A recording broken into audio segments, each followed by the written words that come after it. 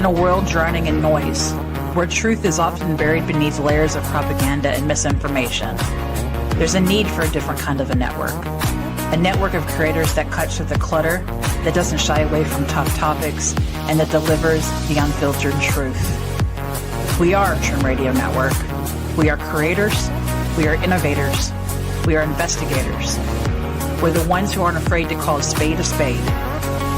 If you're ready to participate in thought-provoking discussions, informational topics, and of course today's biggest headlines, subscribe to our YouTube channel today. We're Trim Radio Network. We're cutting the bull and serving the truth.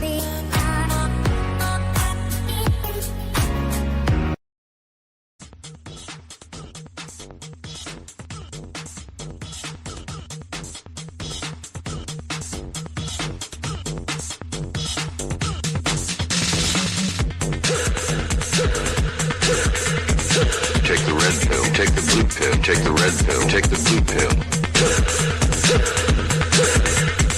Take the red pill, take the blue pill, take the red pill, take the blue pill. Take the red pill, take the blue pill, take the red pill, take the blue pill. You take the red pill, and I show you how deep the rabbit hole goes.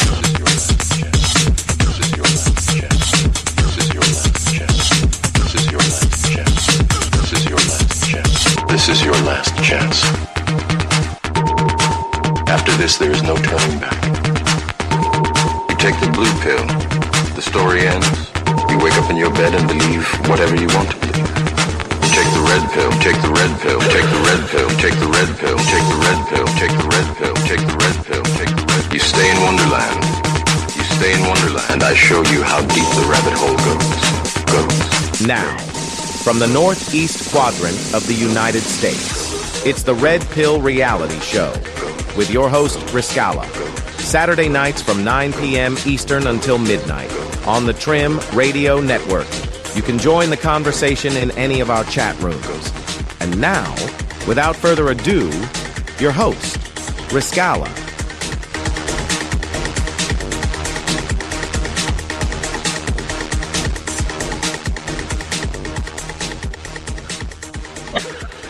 Hello and welcome, everyone. Oh my goodness, we're going to have a heck of a lineup tonight. How many times I've wished that there was some way to get out of this beast system, and ran across somebody who's got an excellent way of removing yourself, if you want to call it that. And he'll be with us in just about a half hour. He'll be due on around 9:30. In the meantime, if you've been paying attention, you know that the situation with Iran is on and off. Oh, we have a ceasefire. We don't have a ceasefire. We blocked the Strait of Hormuz. Oh, we didn't block the Strait of Hormuz. It's silly on one side, but it's really disgusting to know that, no matter how I put it, it comes out bad.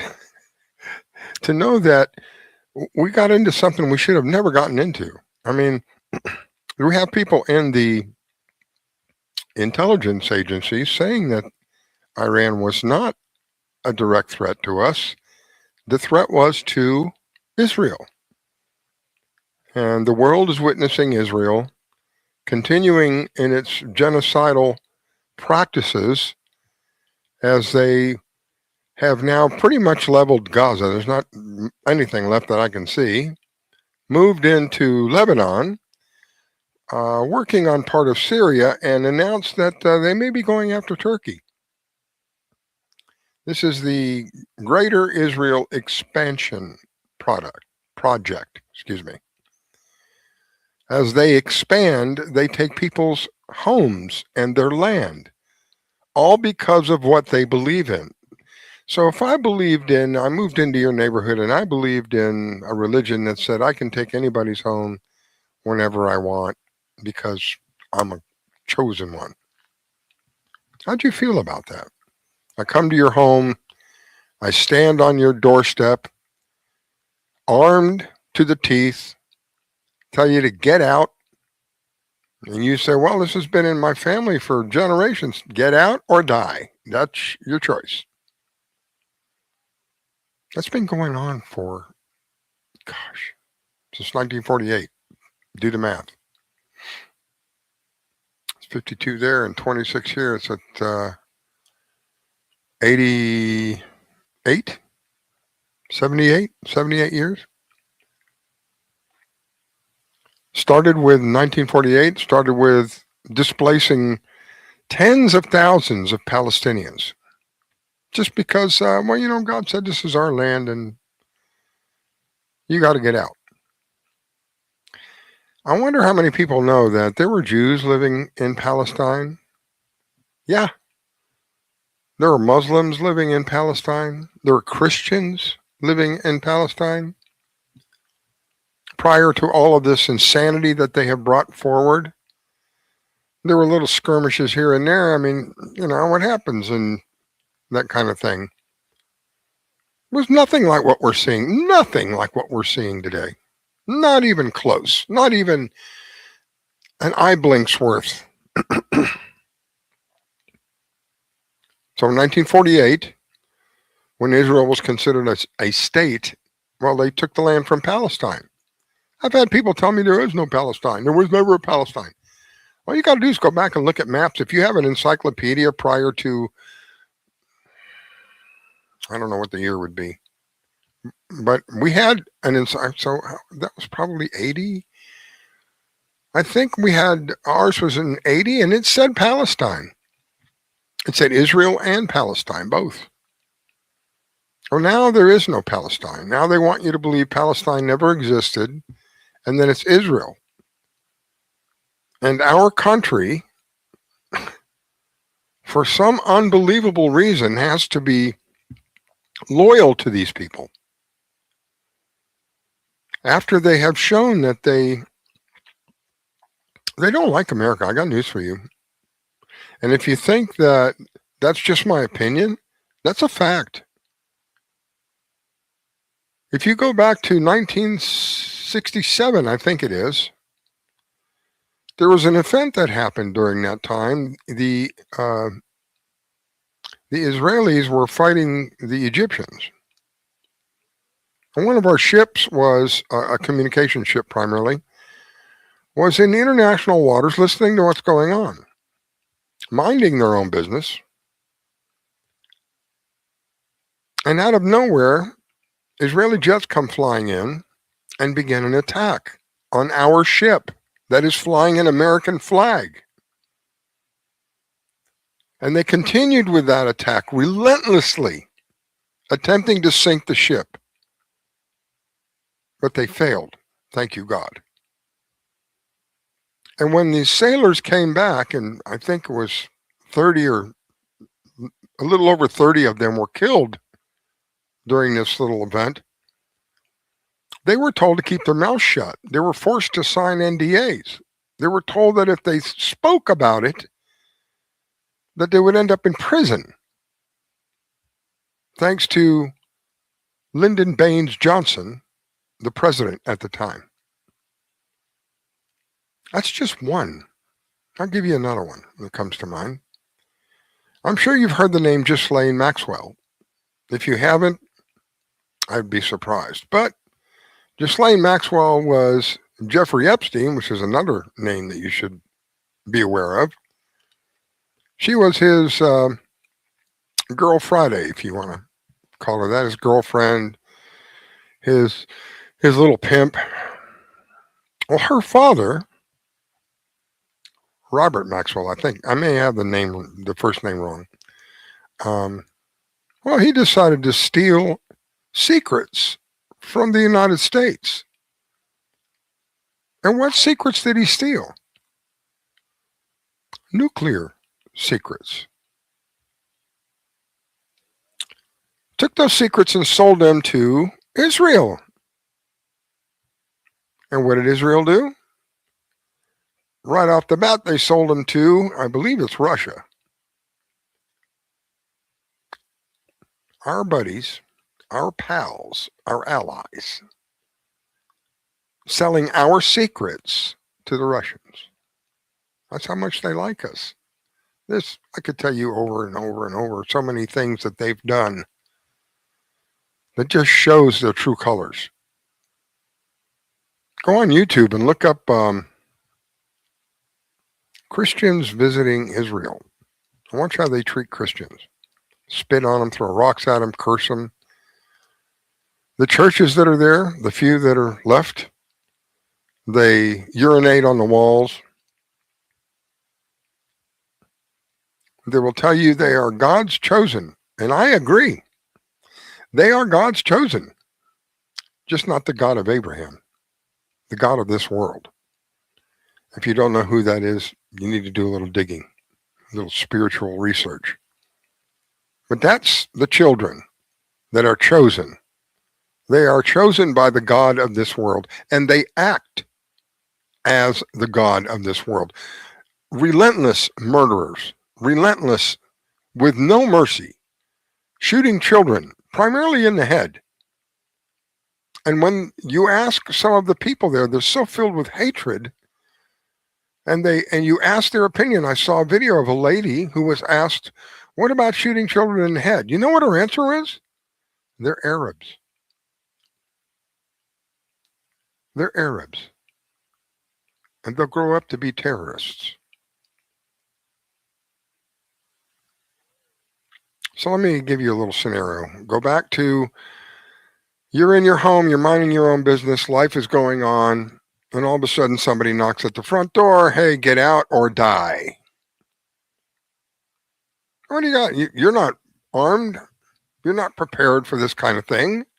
So you get out. You move down, I don't know, quarter mile, half a mile away from these people. And in a short time, you're reliving what happened just months ago, and now you're being told to leave that premises. And if you decide to stay, they will tell you straight up, we will level this place with you in it. Nice people. Then if you decide to stand up for yourself and say, no, I'm not going, and fight back some way, fight back. Now you are the terrorist. Yes. Terrorists. That's the way they get away with murdering people. Oh, he's a terrorist. Off with his head. And the majority of the people don't care less. He's a terrorist. He kills people. Blah, blah. Yes, he kills people. He killed people that totally ruined his life. Yeah. I'm not sticking up for them. I'm just telling you what I know. I would venture to say if the same thing happened here, there would be many of us that would be called terrorists. If somebody came to our land and literally turned it upside down and we decided to fight against them, they would call us the terrorists, insurrectionists.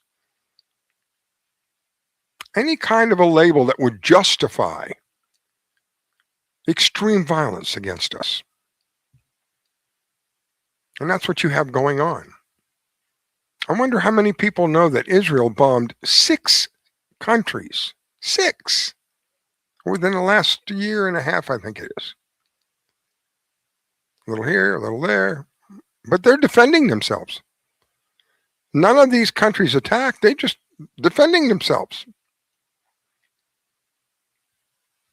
And now we find ourselves in a war that I don't think we're going to win this war. It's going to cost more than likely into the trillions of dollars, but more valuable than the trillions of dollars, lives. Precious military lives. A war that was not necessary. And they're reporting like 900. Crap, it's not 900. If the information I have is correct, it's in the thousands. They don't want you to know about it, keeping it all overseas so they don't have to get it over here and then have to report it. I feel bad for the parents of any of these young men that have been killed They're probably not telling them purposely because they don't want people to know.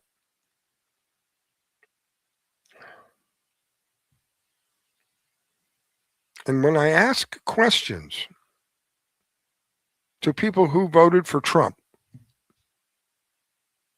I did, I get told I have TDS. I don't want a discussion, don't want to hear the truth.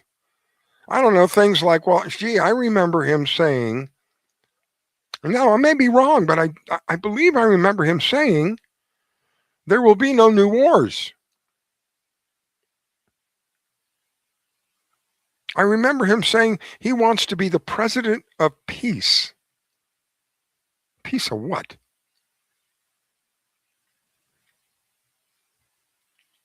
I remember being told that, oh, with all the money that we have now gotten from all of these tariffs, we're going to be giving stimulus checks.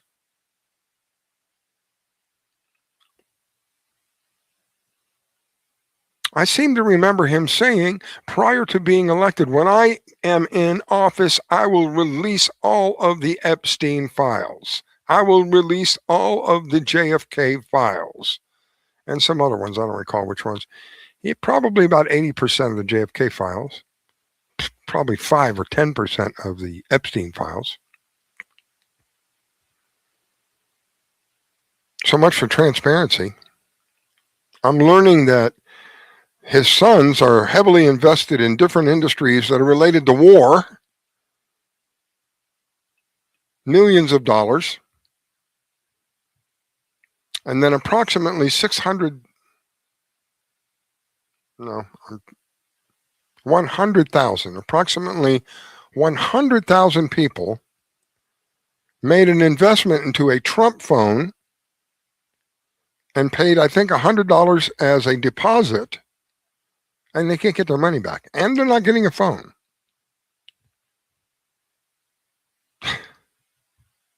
Now, do I have Trump derangement syndrome for asking questions and bringing things like this out? Don't we deserve to know? I have a personal friend of mine. When the election was going on, I thought for sure he would vote for Trump. I mean, people who believed what was being told to them wanted Trump versus Kamala, a call girl, somebody who got to where they got by using their body, someone who is a little shy when it comes to intelligence. And then we have to choose between Kamala or Donald.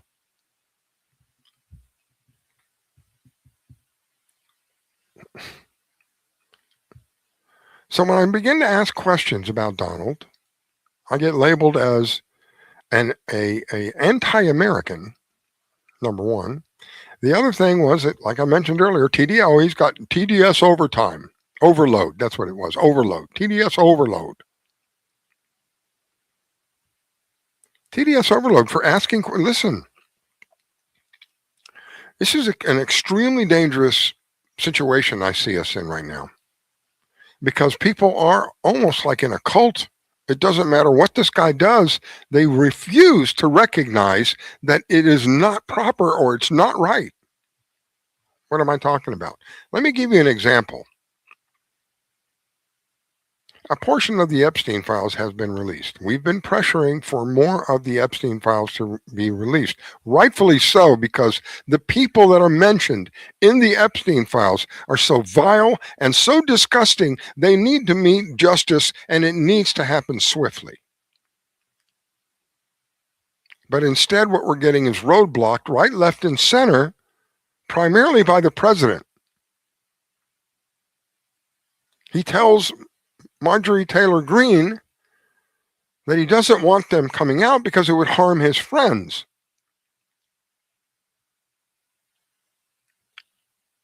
There's this saying that says birds of a feather.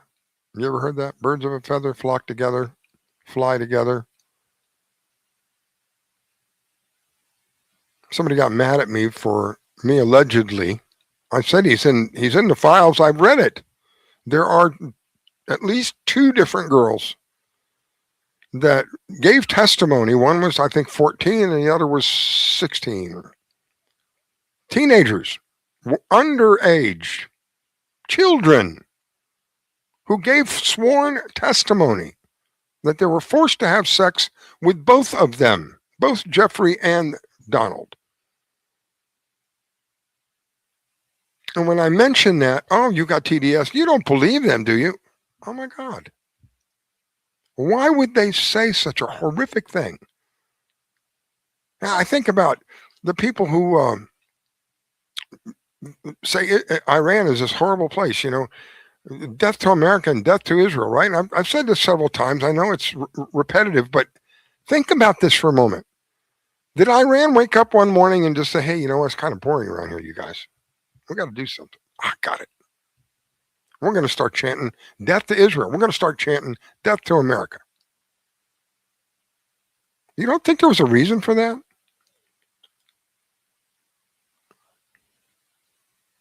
So I try to bring out the truth because we deserve the truth.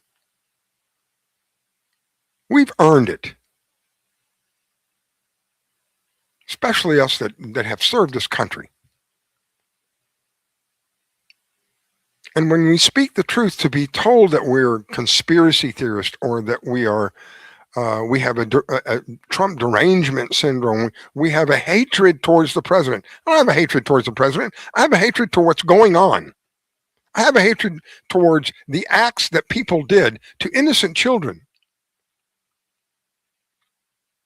And if he is not one of them, which I highly doubt at this point, but if I'm going to give him the benefit of the doubt, if he's not one of them, what does it make him to protect them? What is that? Oh, I had nothing to do with the robbery. Nothing. But I'm protecting the robber. That makes me just as guilty as the robber. That makes him just as guilty as those who perform these unspeakable acts. Horrific. I tried to read one of them. I broke down. Horrible. Horrible. And why would these people make up this stuff? I mean, oh my God. I get people tell me, you really don't believe that. My God, it's a testimony from in the FBI, in a file on the government website. There's things that they lie to us about all the time, but why would they lie about that? To just try to make him look bad? They've tried to make him look bad. It didn't work. I'm left with the conclusion that these girls, these particular two that I'm thinking of, had this event with him and Jeffrey.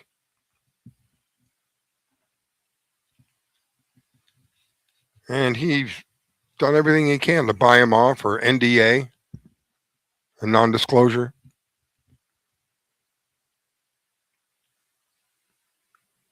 It's sad. It's sad and it's irritating and it's aggravating. Just because you have money doesn't give you the right to destroy other people's lives. And I guess when they get money under their fingernails, it's like, oh my God, I can do anything. And sadly, I can do anything I want. Guess what? Why is Bill Gates still walking around free? Why is Fauci still walking around? I've heard that they're going to bring him up on charges. Give me a break. They're going to bring him up on charges. You know what's going to happen? He's going to laugh at us and walk away. Just like here. Just like someone else. Oh. Huh. Who could that be? In Canada, with an elderly man that looks just like her brother. Huh. I wonder. How many reports did we get from South Florida that Jeffrey's in South Florida, riding around in a convertible? We had reports that he was in Israel, in Tel Aviv, I believe it was. But I think that he left because of the violence that's going on. So they're laughing in our face. Oh, he killed himself. Give me a break. I've seen two different interviews with people who were very familiar with the prison setting. And both of them repeated the same thing. There is nothing there that he can hang himself with. The clothes are made out of a paperish material. As soon as you put any stress on, they rip. I had a video that I played by a mortician who says the picture of him right after he died is not a dead person. That all of the indicators of a dead person were not there. So they faked his death and they shipped him off, I think, to Israel until he got who knows what, and violence starts happening. He decides he wants to go back to Florida. They're laughing at us. And there's talk about parole for whoever it is that's in Ghislaine's place. They're going to parole them. I can't tell you how much grief it's not like I'm looking for an argument. It's I'm looking for the truth. And when it hits you in the face and it doesn't line up with what you've been told, it doesn't set well with me. And it should not set well with anyone else who's been lied to. How many times have we been told a lie and then right after that we end up in a war? We villainize somebody. Oh, Saddam Hussein, he's killing his people. Saddam Hussein has weapons of mass destruction. We must put a stop to it.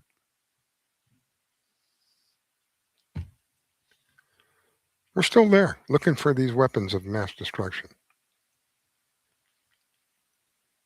Afghanistan, Vietnam, Gulf of Tonkin, a false flag. Never happened. It didn't happen the way they said it happened. Started a war, Vietnam War, over a lie. Almost 60,000 of my generation gone. Who knows if that's even an accurate number and how many on the other side? Over a lie, over a lie. In Afghanistan, we're turning that place upside down. Iraq, we created a hell for those people. Literally a living hell. They may have lived under a dictator before. Life may have been stringent, but it is nothing like it is today. Not even a flinch close to what it is today. They had some degree of normalization. Some. They have none now. They're lucky. Their lifespan has been shortened by decades. We use depleted uranium.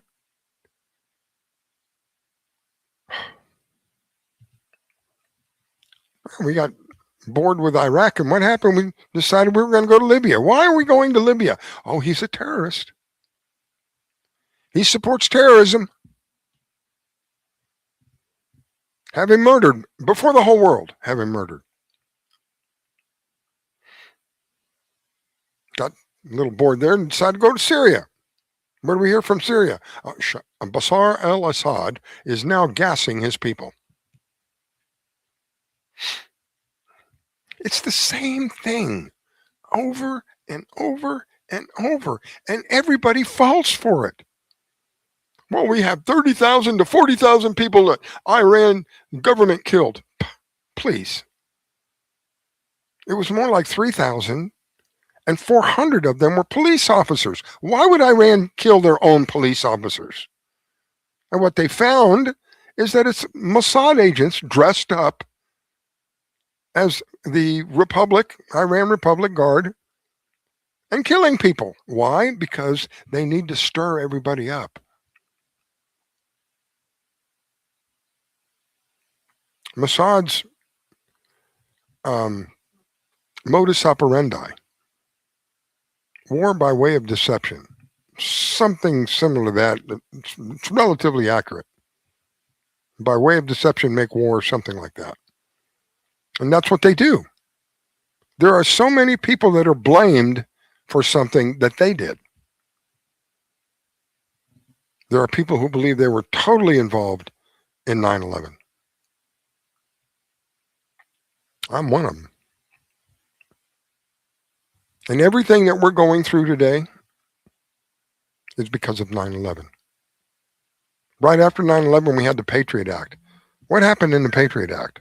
A big chunk of our freedoms were stolen from us under the auspices of, we're protecting you. Yeah, you're protecting us.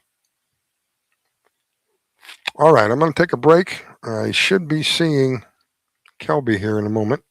We'll find out. But don't go anywhere. I'll be back in a moment. Be back in just a couple of minutes. Let me see if I can raise him up here.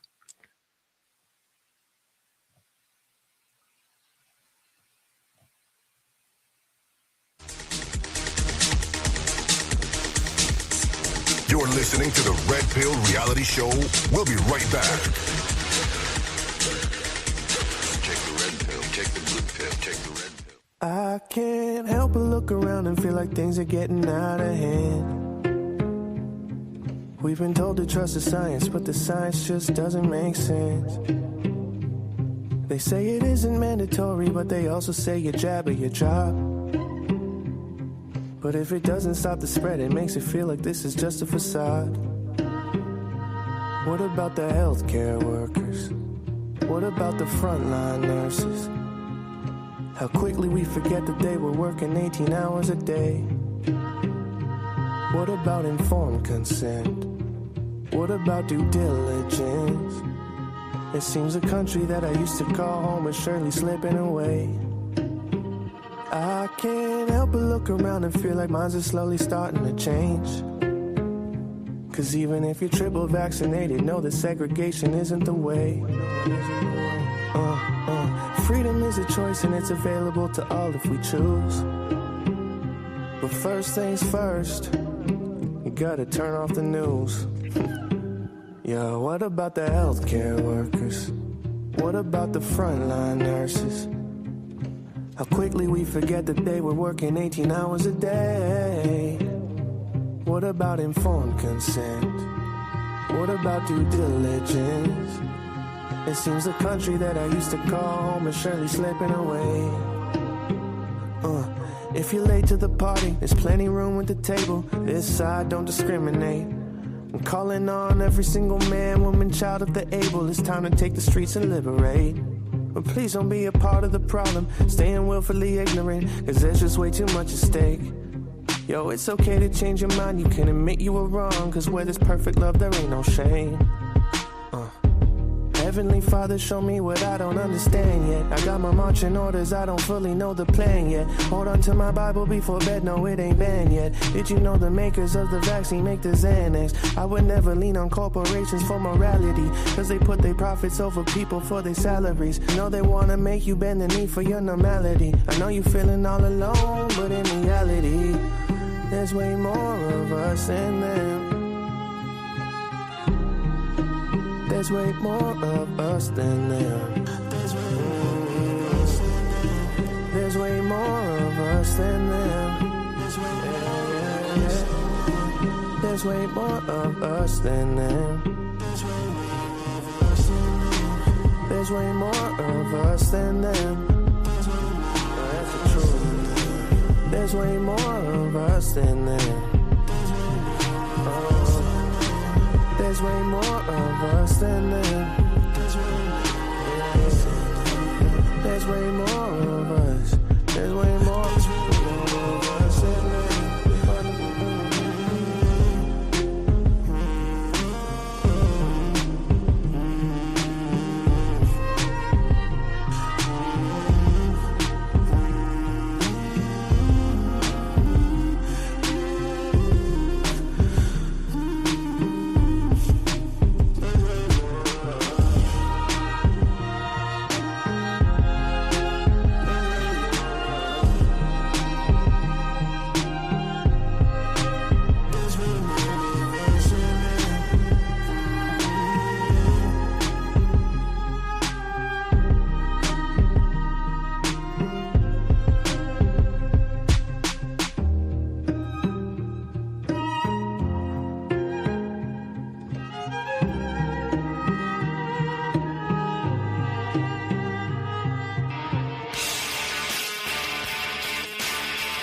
And we're back.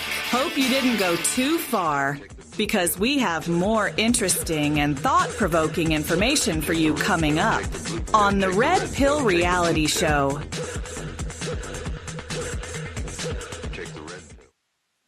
All right, we are back. Thank you for hanging out with us. I appreciate it. I'm going to bring Kelby Smith on here in just a moment.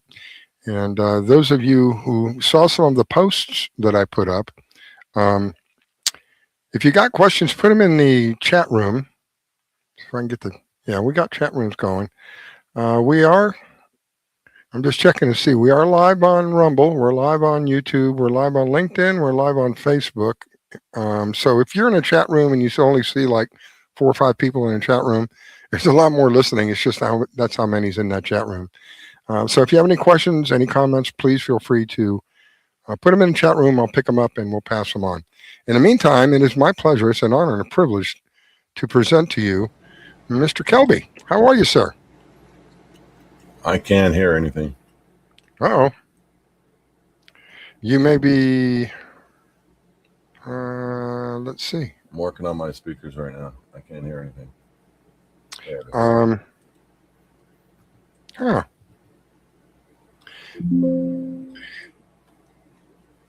Don't know what happened.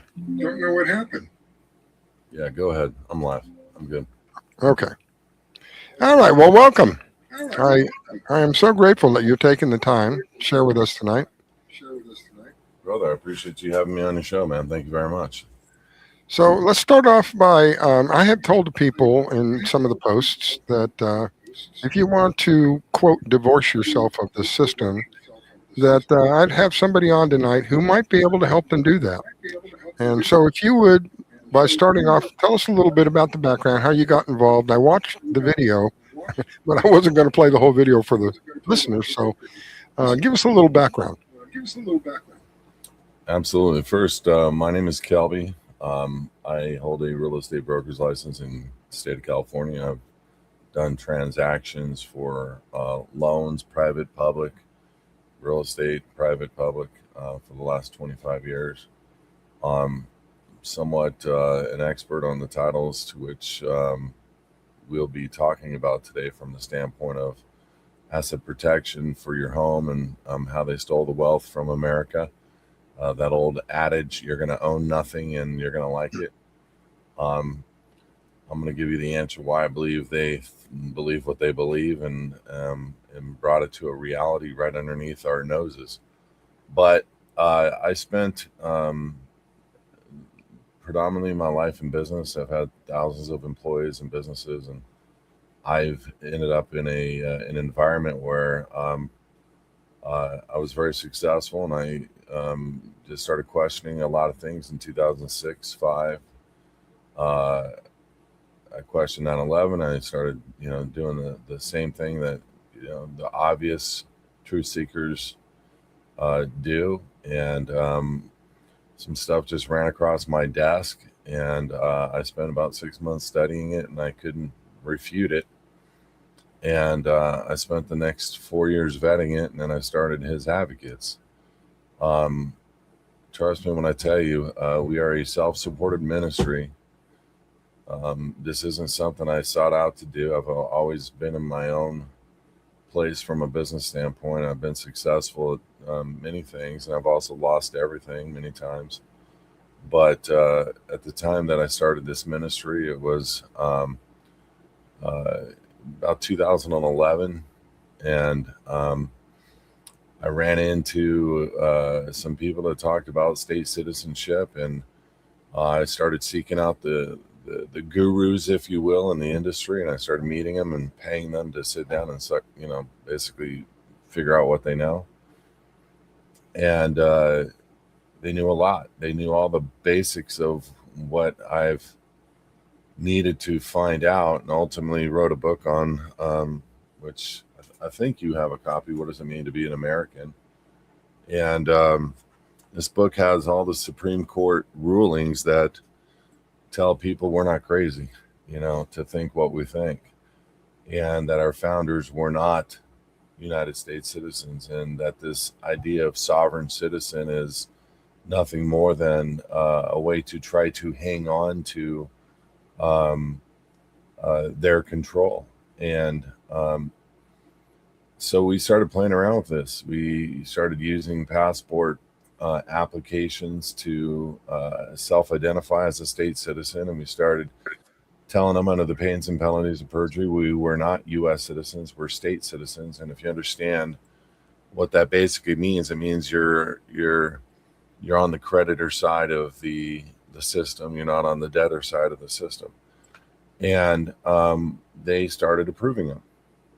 And so I took the next steps and went after what I would call diplomatic immunity, and started reverse engineering warrants and indictments.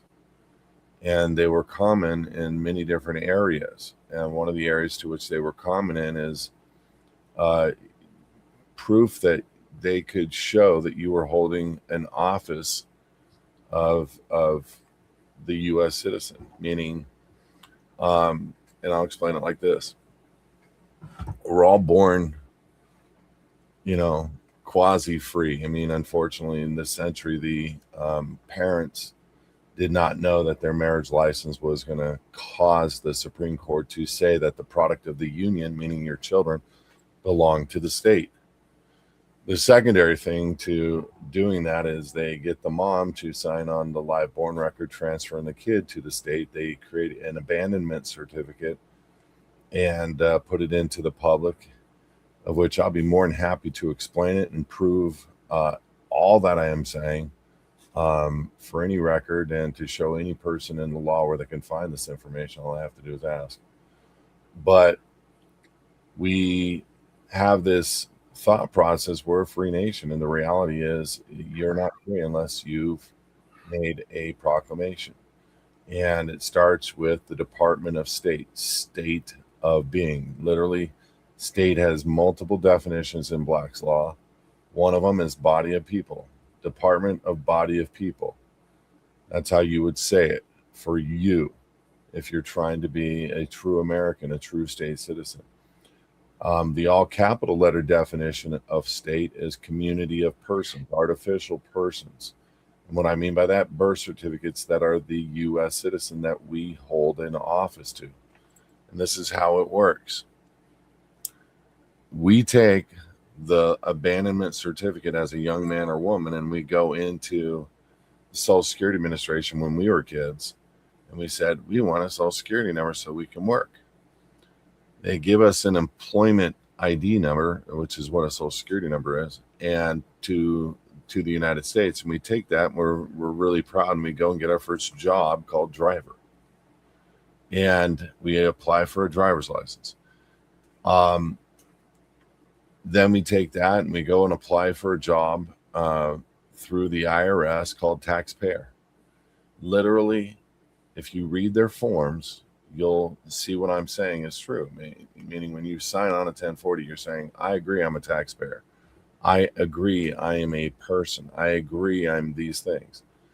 And so all you're doing is holding different offices that all belong to the United States corporation and prove that you are a debtor for that structural system. And this isn't very hard to figure out. I mean, once you've discovered the trail, coming out is just reversing what you've done. And so we created what's called the Living in the Private program. And it helps people with the passport process where they get identification. We help them with the DMV. They do not need to let go of their driver's license. We restructure their application with the DMV, the IRS, the SSA, the voters, and we take them through all of their adhesion contracts. And this is what I call adhesion contracts, meaning public franchises, which are governmental institutions. We call them adhesion contracts. And it's something that I've coined. And when you start to understand that this is how they get subject matter jurisdiction on warrants and indictments, and then you reverse engineer that, you can create a process to where the United States government will leave you alone. The IRS will not contact you again. And it's not hard to do. You just have to go through a process. See, the IRS, and that's pretty much everybody's concern and fear. Listen, I want to tell everybody, it's the least of your concerns and fear. The IRS has a revocation of election. It's a code in their own code where you can revoke the election to pay taxes or to be a taxpayer. It is a 100% voluntary system. So we do about 3 documents total with the IRS, and they won't contact you again. And you may get a piece of mail from marketing standpoint, but they're not coming after anybody is the point. And so for somebody to have the ability to say, I want to be an American again and not go down that road of being the collateral, the surety, and the debtor for the court, I think it's probably the most important decision they've ever made in their life, especially with what's coming. And that's, for me, I think why God has me in this venture, is because there's no doubt in my mind that if we have the ability to be free, we need to be stepping on that choice, especially when you read the scripture and you understand Revelations 18:4 says, "Come out of her, my people." And I've read everybody's thought process of what her is, what the beast system is. And once people hear what it is and they understand it, that scriptural reference is speaking to his people, it's pretty simplistic. And the United States Corporation, not the United States of America, is complicit in more crimes than any other entity on the face of the earth that's ever come before it or after.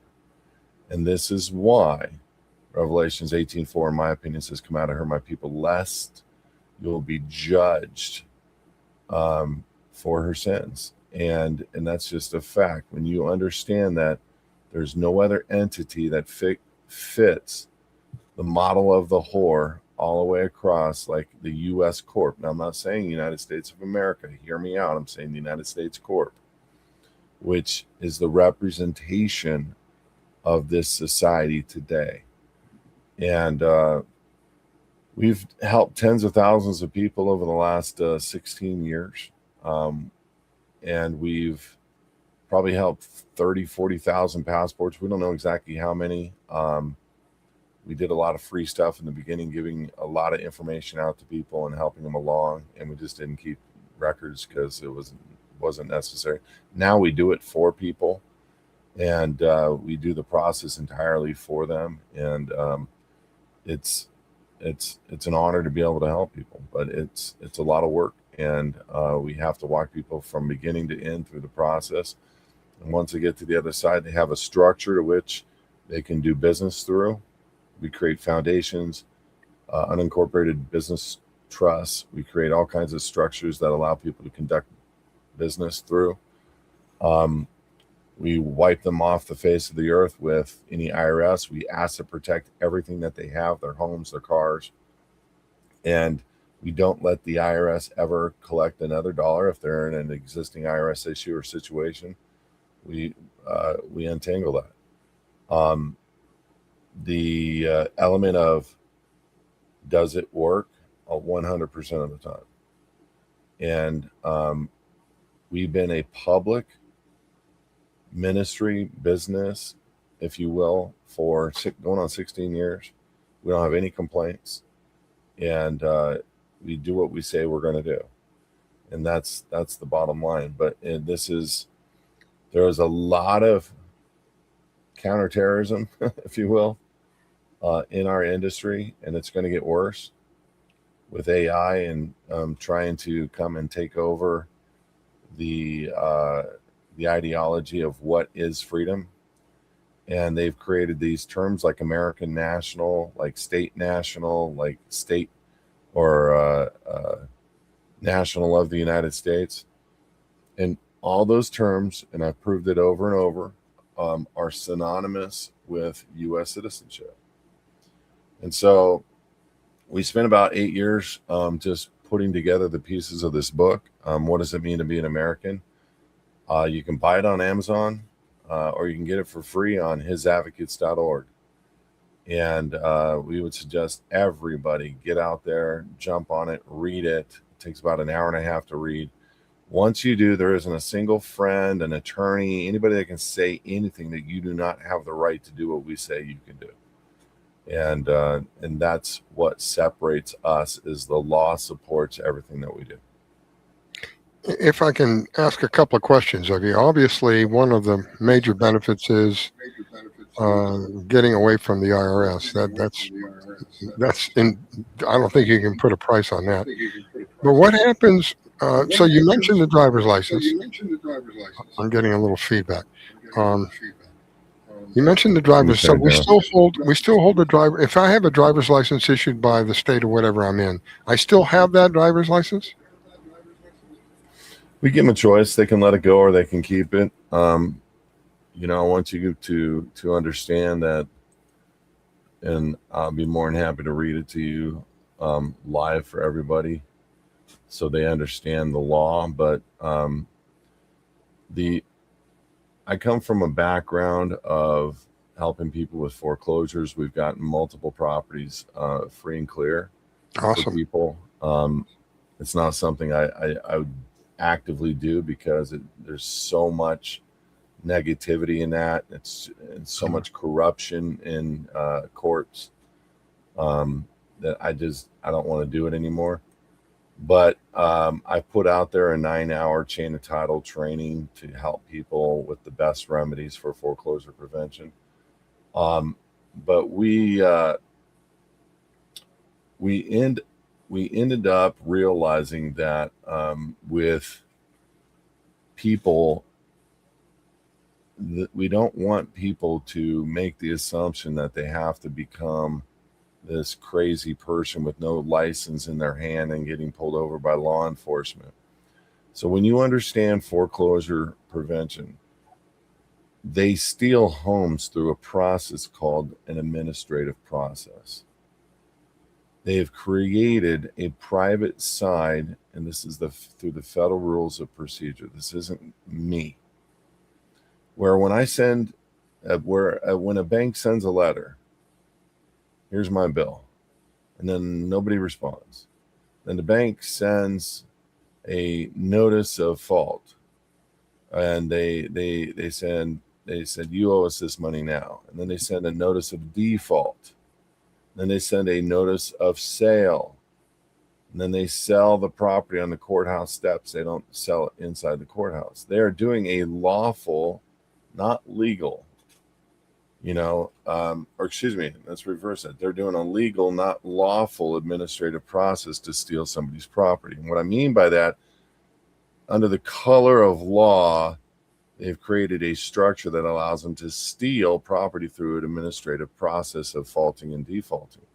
However, they're violating the 14th Amendment or the Fourth Amendment in its entirety, where you have an opportunity to your person's place, effects, and things, and to defend yourself in court. So what we do is we play the same game with them. So we do a 3-letter process with every agency. We show the fraud and the factum. We show how the Supreme Court has already ruled there is no requirement to drive unless you're doing it commercially. We give them the case sites. We say we are canceling the agreement for us as the surety or the collateral. We're leaving in place the license, and we are no longer going to hold the office position of trustee, but beneficial interest, because these are all adhesion trusts. Let me explain. And this is where they nailed us. They created all these trusts: driver's license, IRS 1040, IRS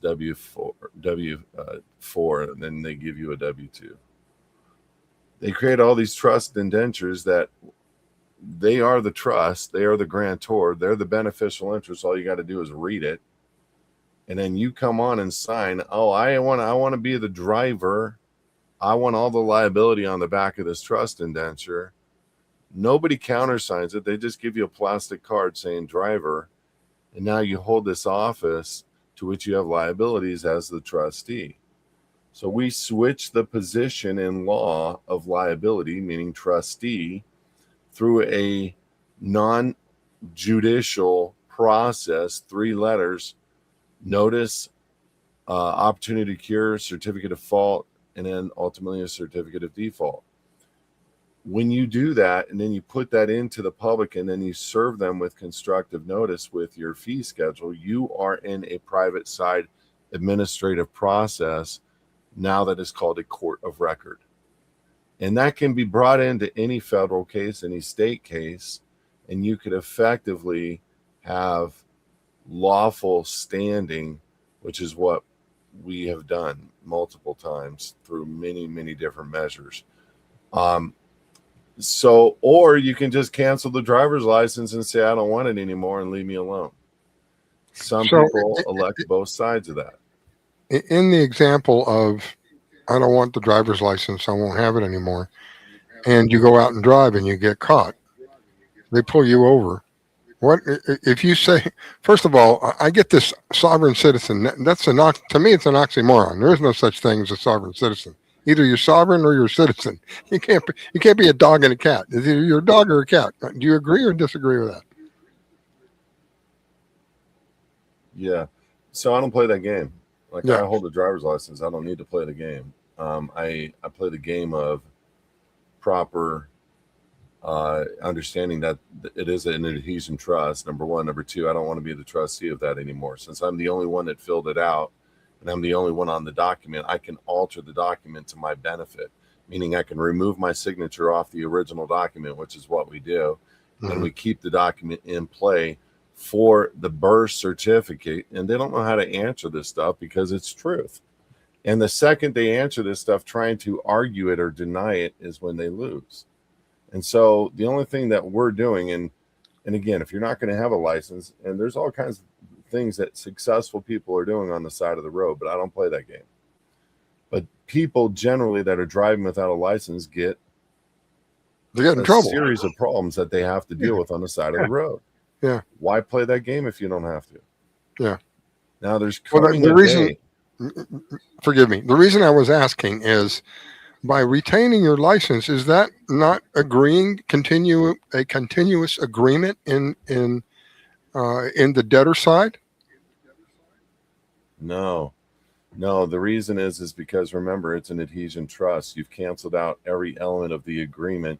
You've completed an administrative process, putting it into the public. You do a notice of fault with an opportunity to cure, and a certificate of default. That's a defaulted administrative contract where they are agreeing with the terms in my agreement. If they don't respond, and I do certified mail the entire time, and they don't respond point by point, they lose in any court's eyes. Yeah. So I'm saying I'm moving from trustee liability to all the terms on that DMV application to beneficial interest, and I'm going to maintain the license in my wallet on behalf of the registered organization, but me as a person have no liability whatsoever. And we do it in a professional manner that allows for us to retain the driver's license and continue driving a motor vehicle, quote unquote. But in all honesty, if people knew and cops were properly trained, there is a select group of people that are able to travel anywhere without a license, and they have complete success. But they have gone through the process with the local neighborhood police officers to enforce those actions so that they can. You also mentioned something that caught my ear: diplomatic immunity. Is this a version of that? So I can't, we're not getting a black passport, so I'm not going to sit there and placate and make a thing where we have recognized diplomatic immunity. But if you understand the law structure of what a state citizen is, you have diplomatic immunity if you take care of all the adhesion contracts. If you do not, and you just do one of the elements like a passport, it is a form of having a bulletproof vest on, if you will, but they can still come after you for other things to prove that you're still holding an office. Remember, we are only as good as our latest contract.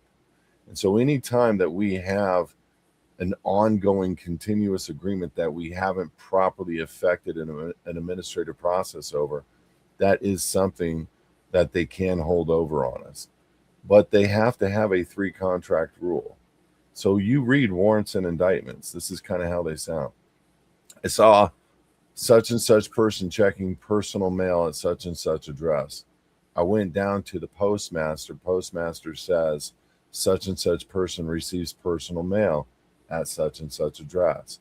I went to the DMV. Such and such person has 2 motor vehicles registered at such and such address. Now, if you're just Joe Six-Pack American reading that, you think they got jurisdiction over you. You think it's 6 ways to Sunday. All they did was prove that you were holding an office called U.S. citizen. So we take literally every, and after reading warrants and indictments, and we simply reverse engineered that. Number 1, never receive personal mail. Never, unless you control the name, unless you've taken the birth certificate back and you control the name and it's yours. Don't ever receive personal mail. Number 2, you want to make sure that anything that you hold, that you don't hold it in your all caps name. You want to put it in a private unincorporated foundation, like one that we create for people. The element of own nothing, control everything works for the layman as well. It doesn't need to be just for the elites. And so if you hold your assets in a private foundation, and here's a whole nother element, and we'll get into the real estate side of deeds shortly. But if you hold all your assets in foundations, number 1, they can't bring it into a case. They can't serve it. They can't lien it. Nothing. It's asset protection on steroids. And so we are teaching people to take back what belongs to God and be a fiduciary while you're here on earth, because you can't take it with you when you die. And so if you're holding something in the name of a foundation, you're bypassing probate, you're bypassing capital gains upon sale, you're bypassing, and we have many people property tax. Why? Because it's a church. And so they apply for the exemption and they fight that like you wouldn't believe, but we've had people win the exemption. As a matter of fact, there's a Hall of Famer 49. He's Green Bay Packers. His name is Kabir. He wrote a recommendation for his advocates. It's a forward in our book. $43,000 a year is his property taxes waived. So it's a pretty big deal. You know, it's a matter of setting yourself up in a proper position from a contract standpoint and just living in that realm of privacy. But again, I'm not lacking. I can do anything that anybody else can do. I'm just ensuring that my jurisdiction that is God-given and unalienable is profoundly effective while I live. When you remove your name in the all caps, which I believe is called a straw man, there is finances associated with that. Is that correct? Can you repeat that question? I couldn't hear you. When you remove your name as in all capital letters, I understand that to be the straw man. And with the straw man, there are finances associated with that. And those finances are in our name, but it's in all caps. Do we have access to that or no? When you say do we have access, do you have the ability to continue on the public side getting loans? Is that what you're asking? No, well, I know that for the way that I understand it works, I maybe, please correct me if I'm wrong. The way that I understand it, when you're born, you're given a birth certificate. In that birth certificate, that acts as a bond of some sort. You are now an asset of the corporation. And they invest money into that asset. And as time goes on, that money grows. Is there at any given point we have a right to that money? There are a lot of people that have told me over a lifetime that they are accessing the birth bond funds, that they have paid for their houses free and clear. And about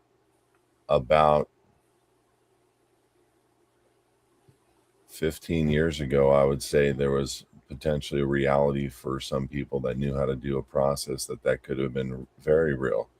I do know that there are people out there that say they are doing it, and they hold it so tight to the cuff that they will not let anybody Mm. know. I've Well, met many people that are saying they're doing that, and they hold it tight. I will not do that personally, but the they reason just I had asked that was once you remove yourself from the system, is that money continue to grow? Do you know?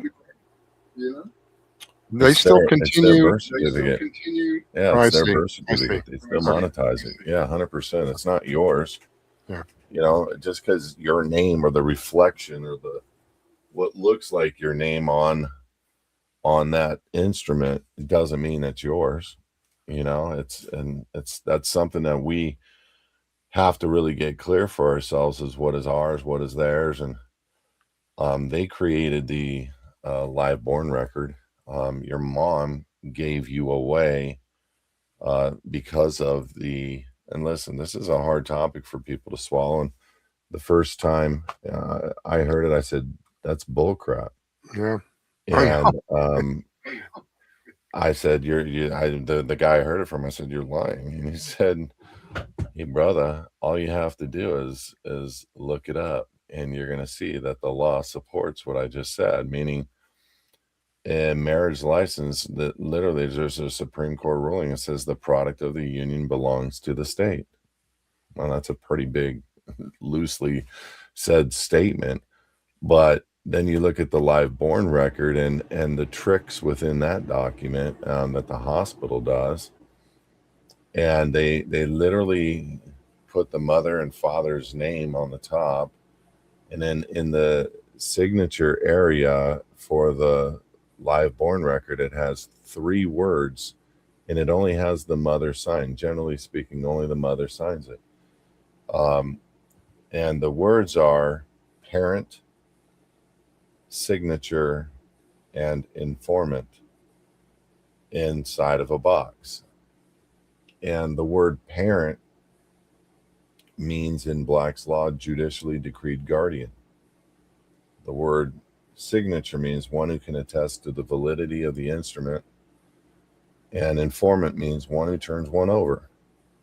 So the mom and not the dad, because no father's coming to the table on the live born record. Ask yourself, why don't father sign the live born record? Why? And so the mom, in one sentence on her signature line, is attesting to be turning the product of this ladle over to the state and agreeing to be in the guardian of that child. The state accepts it and puts it on a birth certificate. One of the definitions of birth means abandonment.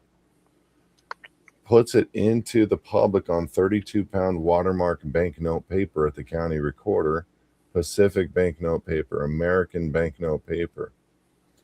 And the state puts a QSIP number on it and puts it into the public and registers it. Now, every county is a recorder and every county is a registrar, RAR. And that means bank.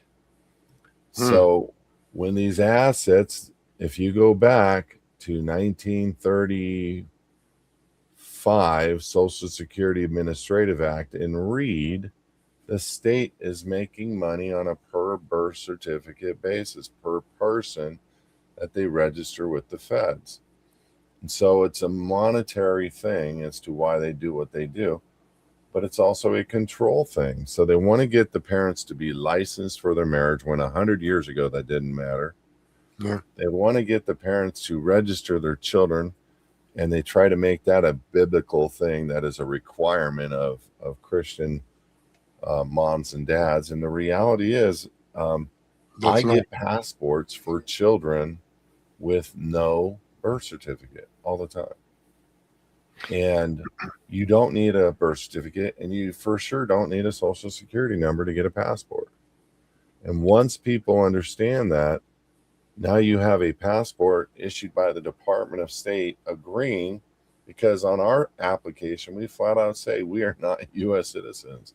We are State of the Union citizens. And we flat out say, and we give all the Supreme Court rulings, and it's important to read the book. It's a free book when you register on hisadvocates.org, because if you read the book, you're going to understand what the law says, and there's nothing they can do about it. Nothing they can do about it. And so the next thing to do is deal with the adhesion contracts, IRS, SSA, voters, DMV, guns, DOJ, maybe if you have any issues over there, and you start removing yourself from those elements where you recontract with them, you put it into the public. Now you have all these completed, exhausted administrative processes, which create a court of record. You put it into the public, and then you serve them with a notice of violation if you're just, hey, look, and we're not playing the sovereign citizen game. We're just letting you know we are in fact a state citizen. If you want any education on this matter, we'll be more than happy to give it to you. But here's our rights, and here's our fees, and these are our assets, meaning we don't list the addresses on them or things. But if you come after any of this stuff, there's an appropriate fine or fee or schedule of fees that will be attached, and you can go after these people the same way they go after you. Now, you mentioned earlier a foundation. When you have a foundation, say your house is in the foundation, and you want to you come to a point in life where you want to sell the house. How the foundation owns the house? Is that correct? Correct. So how do you sell the house? Does the foundation belong to you? No, it's no different than many trusts. It's no different than a corporation or Riscalla. It's just simply you sell it, the money goes into a foundation bank account, and you go buy another one. And whatever goes into the foundation bank account, do I have access to that? Of course you do. So how am I listed? This is where I'm not clear, because I've heard this several times. How am I listed in the foundation? Am I the president? Is there a president? Is there an owner? No, I understand what you're saying. Executive director, managing director, board of director. Yeah. All right. Yeah. And we ask you what positions you want to hold. The only thing that we do, if you're somebody of faith, we ask that you write a statement of faith. If you're somebody that is not of faith, we do what's called a UBT, unincorporated business trust. And so it's just same level of protection for the most part. It's and because it's unincorporated and a trust, it's tax exempt. So it's the same exemptions. We don't need to claim any IRS codes, but I can show you in the IRS code where this is true. And the bottom line for many Americans is they fail for an understanding of the principles of trust law, or the principles of being a fiduciary with what belongs to God while you're here on earth. And so anything that is in that foundation account, it can support you in every way that you wish. I don't know why there's this premise of I got to pay myself in order to enjoy the fruits of a foundation. Let me ask you a question. Do corporations only pay individuals so that the individual can enjoy the fruits of memberships and cars and trips? And the answer is no. If you're a party to the corporation and the board has agreed to allowing for you to spend money on a trip or on whatever it is that you're doing, you have that ability to do so. And the reality is a lot of people do. There's no difference with the foundation, except with the foundation. If you're going to make a house payment with it, make sure the foundation owns a house. If you're going to make a rental, make sure it's under the rental name. If you're going to make a bill payment, like for the electricity, either put the electricity in the name of the foundation, or at a minimum, make sure the foundation owns the house. And then you can have no problem with paying every single bill that you have through the foundation. And then it's all tax exempt. Like, I haven't had a personal account in 15 years. There's no need. The mortgage would come in, I'm going to say a fictitious name, the Smith Foundation. So when the bills due, I don't know if anybody does this anymore, you write a check from the Smith Foundation, or you transfer money from the Smith Foundation to the mortgage company. That's how it works? Well, first and foremost, as a broker, I would transfer the house into the name of the foundation. Secondly, I would write every payment to the mortgage company from the foundation. Yeah, that's what I'm saying. Yeah. Okay. Yeah. And you can move a property into the name of a foundation when there is a mortgage on it. I will say this, just because I know it, on the deed of trust, which is the contract for the note, the deed of trust generally has what's known as an acceleration clause if you transfer the property out of a title into another name. And the reality is, they don't care. We've done 20,000+ transfers, I'm guessing. Never have we seen an acceleration clause, because they do it all the time themselves. I could literally go to every bank, like if they were to come after us to do an acceleration clause, I'm sure I can pay somebody to find a banker that move their home into a trust. You know what I mean? It's silly. I'd be able to find that like this. And so is this what they would be biased? This is what the elite do. They put everything in. Is that what they meant by you'll be happy and you own nothing, you own nothing and be happy? Is that what they're talking about? Because that's what they do. I'm so broke and I love it. I'm so broke. They're right. You will own nothing and you will love it. They're right. We just beat them to their own punch. But that's I'm guessing now. That's what they do. They put everything into a foundation. They really don't own anything per se. Or what's the other thing that Bill they have? Gates does it all the time. Bill Gates uses a public foundation, a 501c3. We use a private foundation. There's no difference. One's registered, one isn't. That's all. Mm-hmm. Wow. It's a game that people play, and we're really good at playing it. We're experts at playing it. People don't lose properties. People don't lose interest. They don't lose anything. It's just, look, if you want to avoid capital gains, you need to put your property in a tax exempt strategy. This is it.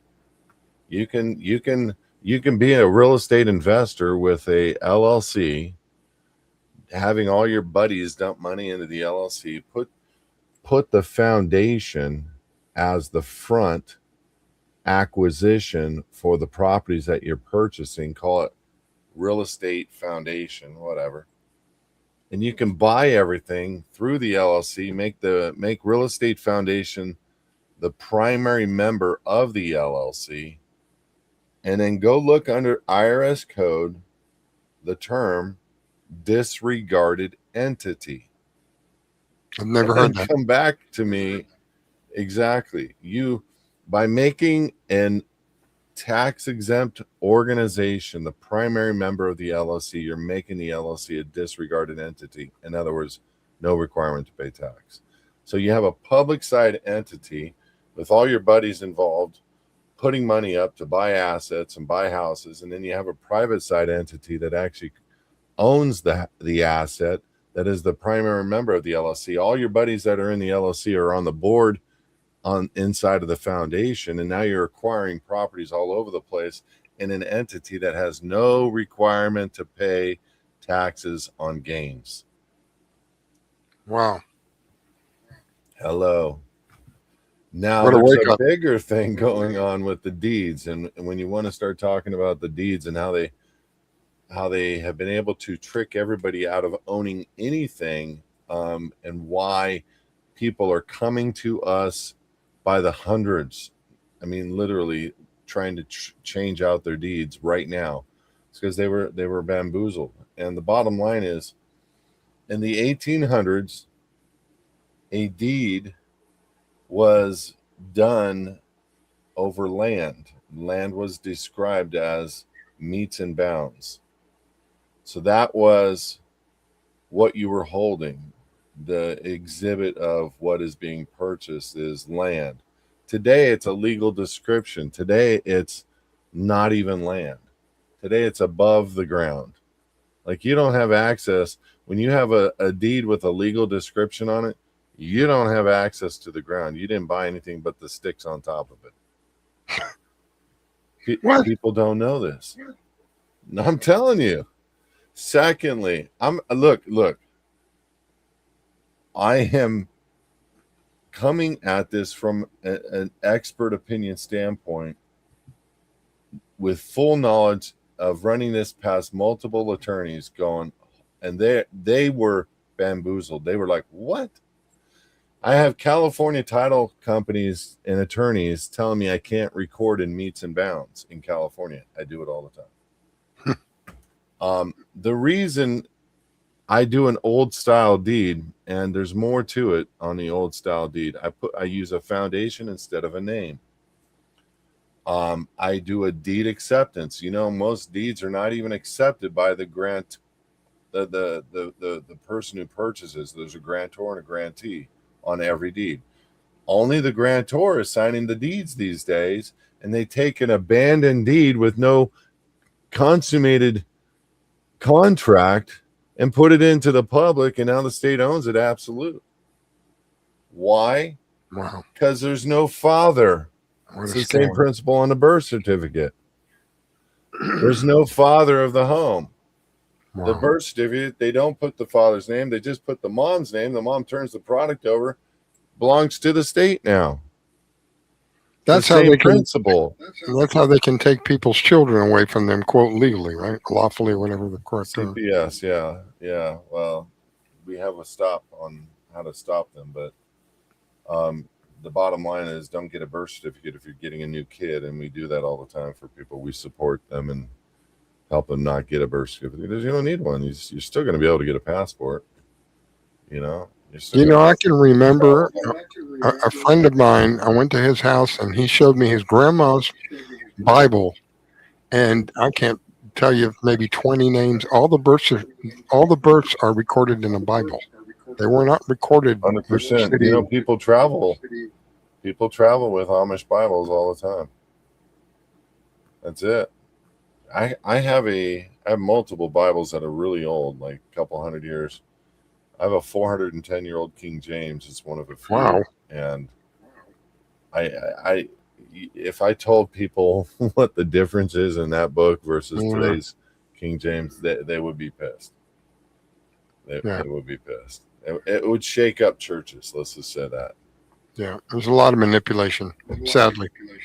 A lot of manipulation. A lot of books that are not in the modern day King James. A lot of mistranslation in the modern day King James compared it to the first one. Yeah, a lot of things. In going through this process of becoming a private, is that the correct term? Becoming a private or a state citizen? I call it living in the private, becoming a state citizen. It's what our founders were. None of our founders were United States citizens. How long does the process take? Essentially, it starts when you file the application with the Department of State. Everything from there is cleaning up, and generally you're cleaning up for about 6 to 9 months. And at that point, you're no longer part of the corporation. You're no longer involved with the corporation. Is that correct? You can be involved on the public side, but you are in fact private. And we teach people the elements of staying private. But do I understand correctly? As a private, how can you do? Let me back up a minute. And again, please correct me if I'm mistaken. But from what I understand, the corporation can't do business with a living man. Is that right? So there are Supreme Court rulings. One of them is Rundle versus Delaware. There's also doctrine that is stipulates what you just said. They can only do business with like entities. But the reality is, when a corporation's doing business, they're doing business with the birth certificate. You're simply holding an office. You're holding a job position. So the birth certificate is the United States citizen under registered organization UCC 9. So if you understand that the United States citizen is the birth certificate, that solves a lot of stuff for a lot of people in their minds, because now we're taking the birth certificate, going to the drivers, the DMV, and getting a new job called driver. Then we're taking it to the Social Security Administration and getting a job called employee of the United States. Then we're taking it to the IRS. We're getting a job called taxpayer. Let me take it to the Voters Administration. We're getting a job called voter, or Democrat or Republican. And those are job titles. That's what I never looked at it. understand. I never looked at it that way. Nobody does. Wow. Why would we have to? Yeah. Wouldn't you just figure we will be free? Yeah. Well, and that therein is the demise of the whole thing, and the deception of it all. Yeah, 100%. For me, Riscalla, it's like once I found out, I was on a rampage. Like, I was pissed. But I was pissed for many other reasons. I was pissed because I went into the streets of Washington, D.C., and I saw what I saw embedded in the streets. And secret societies playing games with the design structure of the streets that was very demonic. Yeah. And then the Statue of Liberty. And everybody they don't have an understanding of what that is. They don't have a clue of what that is. And they think it's a symbol of freedom. If anybody flew a drone around the Statue of Liberty, they would realize there's a chain around the ankle of the quote-unquote free queen, right? Of Liberty. Right.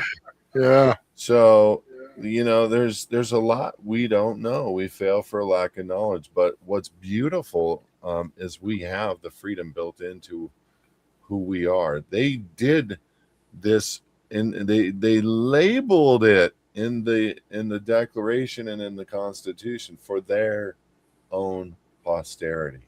They even labeled it. So I don't care if the majority of those founders were Freemasons, and it doesn't matter whether they understood they served a dark entity or a light entity. I do know that many Freemasons think they serve and are structurally purposed in a godlike structure, and the reality is they don't really know until the 33rd degree, which is the only degree that you can't just earn. It's got to be something offered to you. And I've heard many of the stories associated to what happens when you get to the 33rd degree, and you got to go to the 133rd degree Mason Free Church at the top of the pentagram in Washington, D.C. And I can go on and on and on with what happens from there. But the bottom line is we fail for lack of knowledge. And I kind of feel like I'm just one of those guys screaming on the rooftop trying to help people to become free, because that's what I want for Americans. They're not going to survive with what's coming unless they start right now as fast as they can and get going. What's coming is in short order, 2030. That's the agenda. That's the period of time. Yep. We're doing a complete money change out over this summer. An entire new monetary system is being voted on. It's called the Clarity Act. Every cryptocurrency in the world is going to go through the roof, crash, go through the roof, ultimately, and be worth trillions and trillions of dollars. And they don't want people to know this stuff. They want people to be nothing more than a bunch of dumb sheep, which is where most of the society is right now. But for the most part, people just need to go to hisadvocates.org, get the book, read it. form your own conclusion. Watch a few of my videos. It's all Very free. informative. And Very informative, by the yeah, way. and The video. once you decide if you want us to help you do it, yeah, we do have different levels of things you can do, and it depends on what you need. Awesome. Well, listen, I can't thank you enough. I've learned so much in the short time that you've been on. The thing with being an employee, holding an office, that part really blew my mind. I never ever considered that in any shape, way, or form. Right? That's crazy. Right? Well, the job contract is on the back of the DMV application. Huh. Wow. The job contract is on the back of the 1040. If you Wow. don't do certain things, you're going to pay a certain price. Yeah. Wow. And that's why they have to have a policy enforcement officer to enforce all these jobs. And that's where they get everybody. Because you've pre-consented to certain things over your life if you don't do it. Like on the back of the DMV application, if you have a 0.08 or higher in alcohol content on your breath, you're going to jail. 6 months, $10,000 fine, whatever it is. Yeah. You know, Wow. you've pre-agreed to it. They don't need to even charge you. They can just say, here's your signature, pay up. Wow. You know, and if you don't, it's jail time that you agreed to. You agreed to up to You 6 don't- months in jail. And people don't even realize that they're agreeing to this stuff. That's probably the scariest No, part of they this whole don't. thing that you've told me tonight. But how can a kid at 16? I mean, we couldn't make good decisions for ourselves as full-grown men. How can a kid at 16 make a decision for a driver's license? How can a kid at 13 or 0 make a decision for what a social security card does? Yeah. We can't. We can't. Those are unconscionable contracts, and that's why it's easy to get out of them. Wow. Well, I appreciate it, my friend. God bless you. Thank you so very much. We will we'll have archives set up. So if you want a copy of the archive, let me know. I'll send you an archive. You got it, buddy. Thank you. God bless. Have a great night, man. Thanks. Once again, I appreciate your time. One of the most valuable thing that you've shared with us. So I'm grateful for that. You have a great day, Riscalla. We'll do God it bless. See ya. You too. All right, people. Now, if you want to separate yourself from this beast system, go to hisadvocates.org. You can see the link is down at the bottom of the screen. There are people that I've talked to in the past that have tried to do what he's done, and they've not been very successful. He's got 15 years of experience and a lot of people that he has been able to help and get out. I want to get out of the system. I don't like what's going on. I never gave these people permission to take money from me and then use that money for whatever they want and not help us. The whole purpose of taxing the people is to take that money and put it back into the country and make a better place for everybody. And obviously that's not happening. So this is a way for you to get away from all of that and get out from under all of that. I'm going to, if I can find it, I got a couple of hello. Hey, Rich. I see Rich is there. Robert. Hey, Robert. You know, I don't get all the chat rooms. So if you're in a chat room somewhere, put hello and it'll pop up. But I unless you do that, I can't see you. Got to take a quick break. And then when I come back, we've got some more stuff we're going to go through. See if I can find the quick break. Here we go.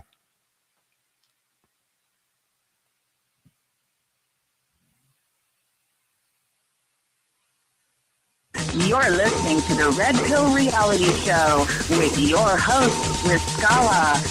Come with me if you want to live. Stay here. I'll be back. You have asked, are we happy? Are we happy and effective? Consultation with leading experts in the field makes it perfectly clear, that we are all now programmed for perfect happiness, perfect happiness, perfect happiness.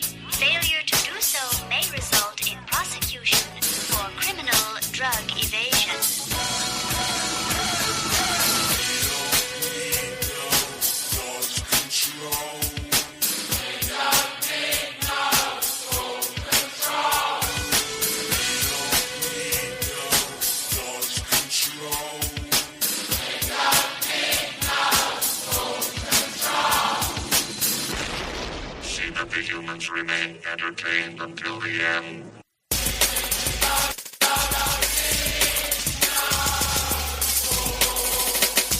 Control. All conditions of the divine. Control. Created in the image of man. By the masses. Control. For the masses. Control. We're back. Hope you didn't go too far, because we have more interesting and thought-provoking information for you coming up on the Red Pill Reality Show.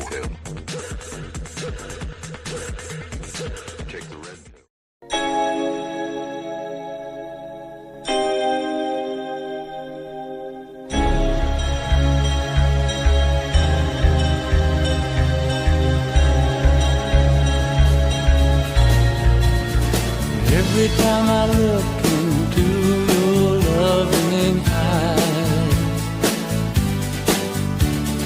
I see a love that money just can't buy. One look from you, I drift away. I pray that you are here to stay.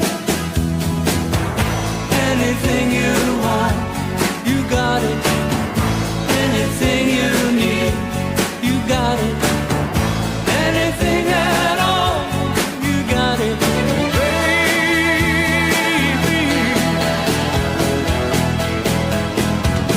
Every time I hold you, I begin to understand. Everything about you tells me I'm your man.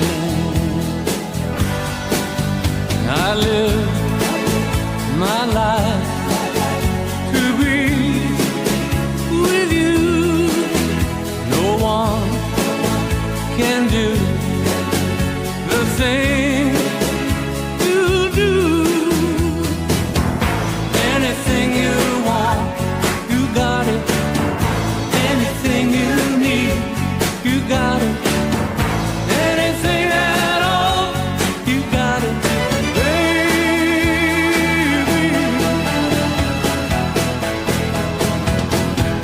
Anything you want, you got it. Anything you need, you got it. Anything at all.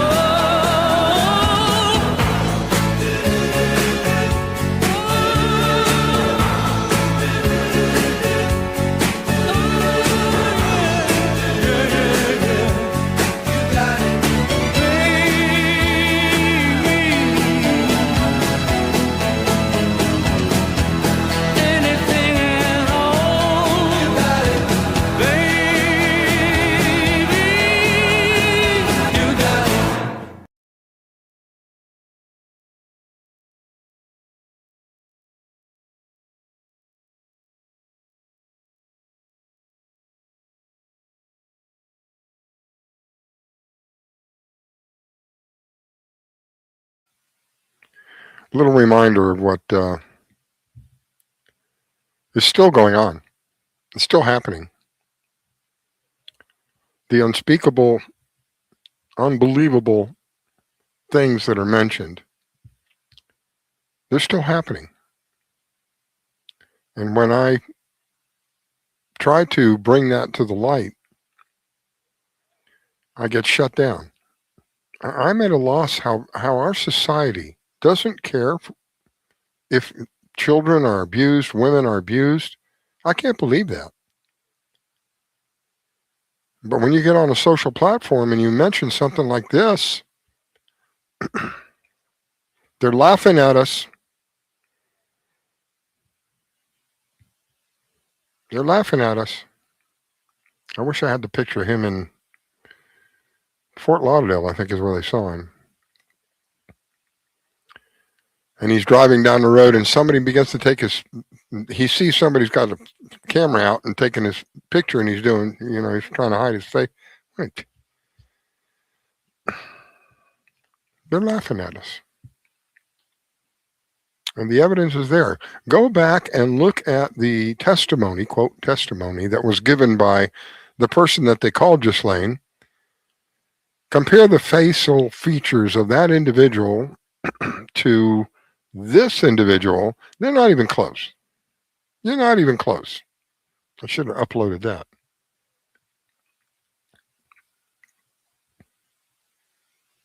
How many of you know this? How many of you have seen that? Do you know what that is? Why don't we fly that? That is an American flag, by the way. That is a documented, recognized American flag. It's called a citizen's flag or the peace flag. If you wanted to be the president of peace, then fly this and tell the world that you are going to do what you said. But instead, what happens is they fly the flag that we see every day, which happens to be the flag of war, by the way. And that's what we have. We're getting ready to hit our 250th year in existence. And if I'm not mistaken, 220, at least 220 of those 250 years, we have had our business up somebody's rectal orifice. We have turned some country upside down. We have made hell for people. But we're the problem. Iran is the problem. We are the good guys. We got lied to about so many things, and yet we still believe this insanity. Insanity. I played this many times. I know this is redundant, but I think people forget so easily. They need to be reminded. Listen to what this man has to say. About 10 days after 9/11, I went through the Pentagon and I saw Secretary Rumsfeld and Deputy Secretary Wolfowitz. I went downstairs just to say hello to some of the people on the Joint Staff who used to work for me, and one of the generals called me and he said, "Sir, you got to come in. You got to come in and talk to me a second." I said, "Well, you're too busy." He said, "No." He says, "We've made the decision. We're going to war with Iraq." This was on or about the 20th of September. I said, "We're going to war with Iraq. Why?" He said, "I don't know." He said, "I guess they don't know what else to do."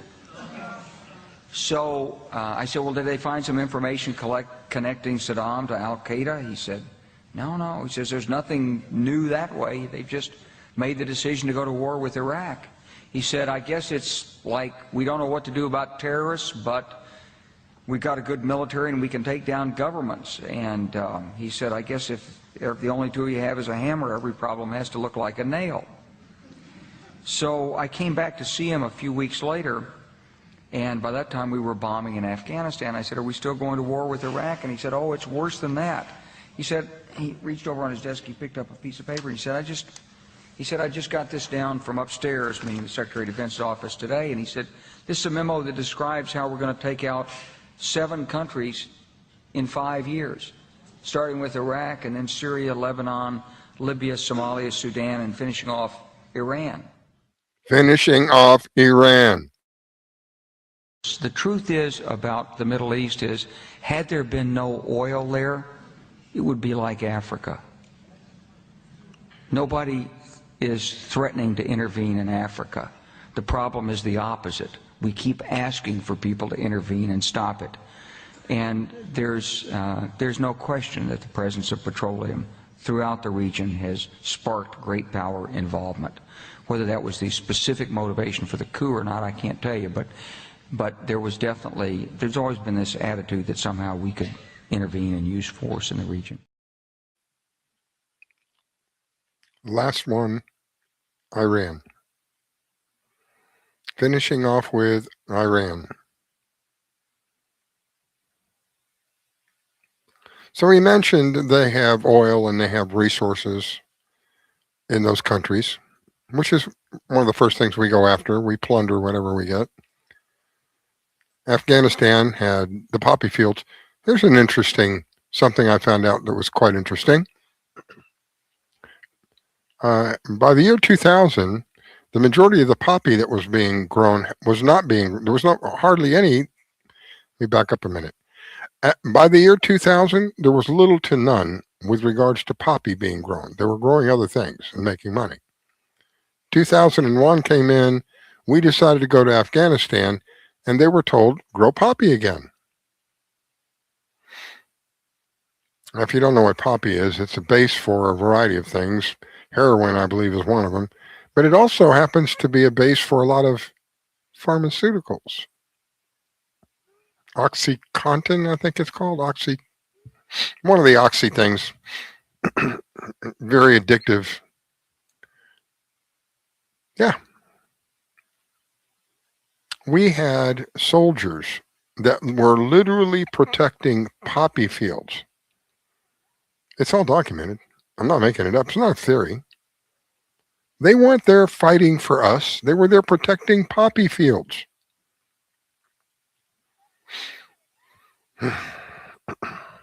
Finishing off with Iran. And where are we today? We're at Iran, finishing off. I think that this administration had this idea in their head that we're going to go in and we're going to get out. We're going to whip their butt. It's going to be, we're going to look like, slick lightning. Didn't happen that way, did it? How many days are we in? By the way, from what I understand, anything after 60 days is an illegal war. Well, they don't want to call it a war. They call it I don't know what they call it. They don't call it a war. They have some other name for it so they can get away with it. It's still a war. You're still killing people. The very first strike, we killed children. Not even an apology. Not even an apology. What kind of people are we? It wasn't good enough to hit it once. Oh, no. Hit it once. I think they said they waited about 15 or 20 minutes, long enough for the rescuers to come in and start moving people. Hit it again. That wasn't enough. They hit it a third time, indirectly, but close enough to still damage the building. This is the kind of people we are. And who are we fighting for? We're not fighting for us. None of this benefits us. Nothing that we're doing in Iran benefits us, the people. There's plenty of people benefiting. It's just not us, not you and me. People in positions that are government supported, vendors of all makes and sizes, people who make ammunition, people who build the jets. Oh yeah, they're making money hand over fist. You and me, we're paying for it.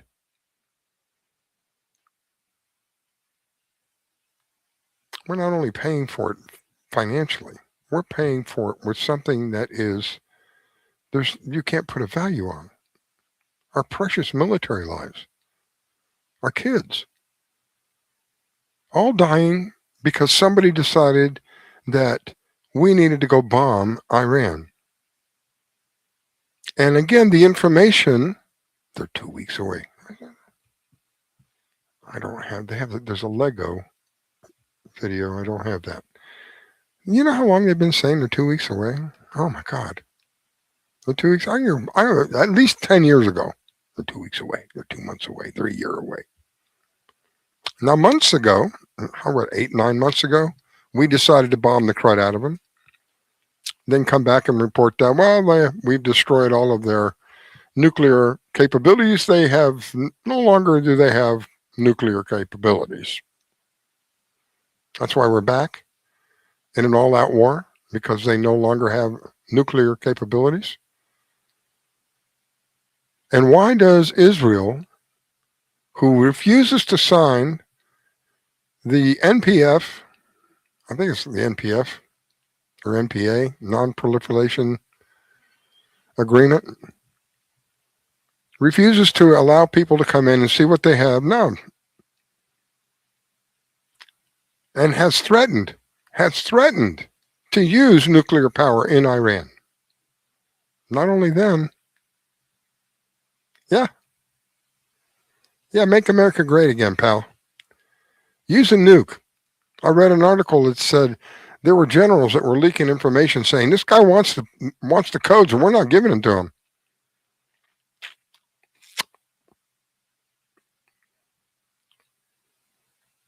He threatened an entire civilization on the most holy Christian day. Am I cutting him down by saying, am I lying? He threatened an entire civilization on Resurrection Sunday.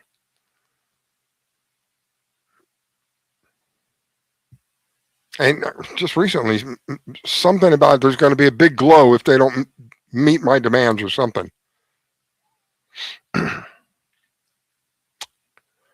far as I know, best of my knowledge, the United States is the only one, on record anyway, that has used nuclear weapons.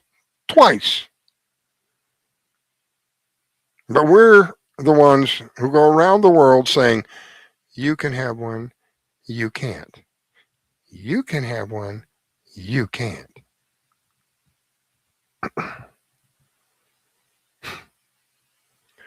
You watch the Lego, you got to see some of these Lego videos. I didn't upload any of them this time. Material Riot. Huh? I love the one that's, your country is run by pedophiles. Your country is run by pedophiles. They order you to die for Israel.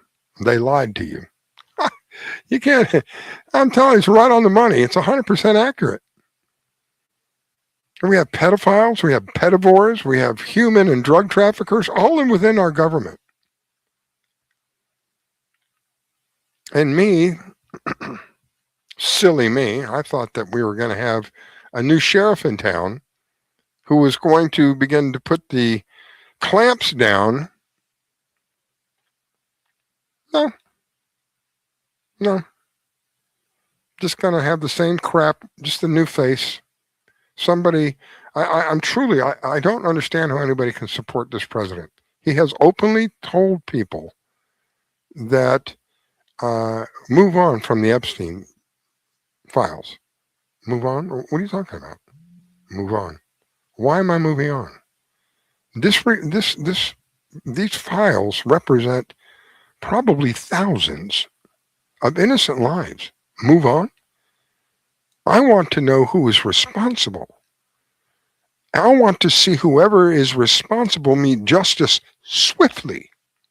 Then we'll move on.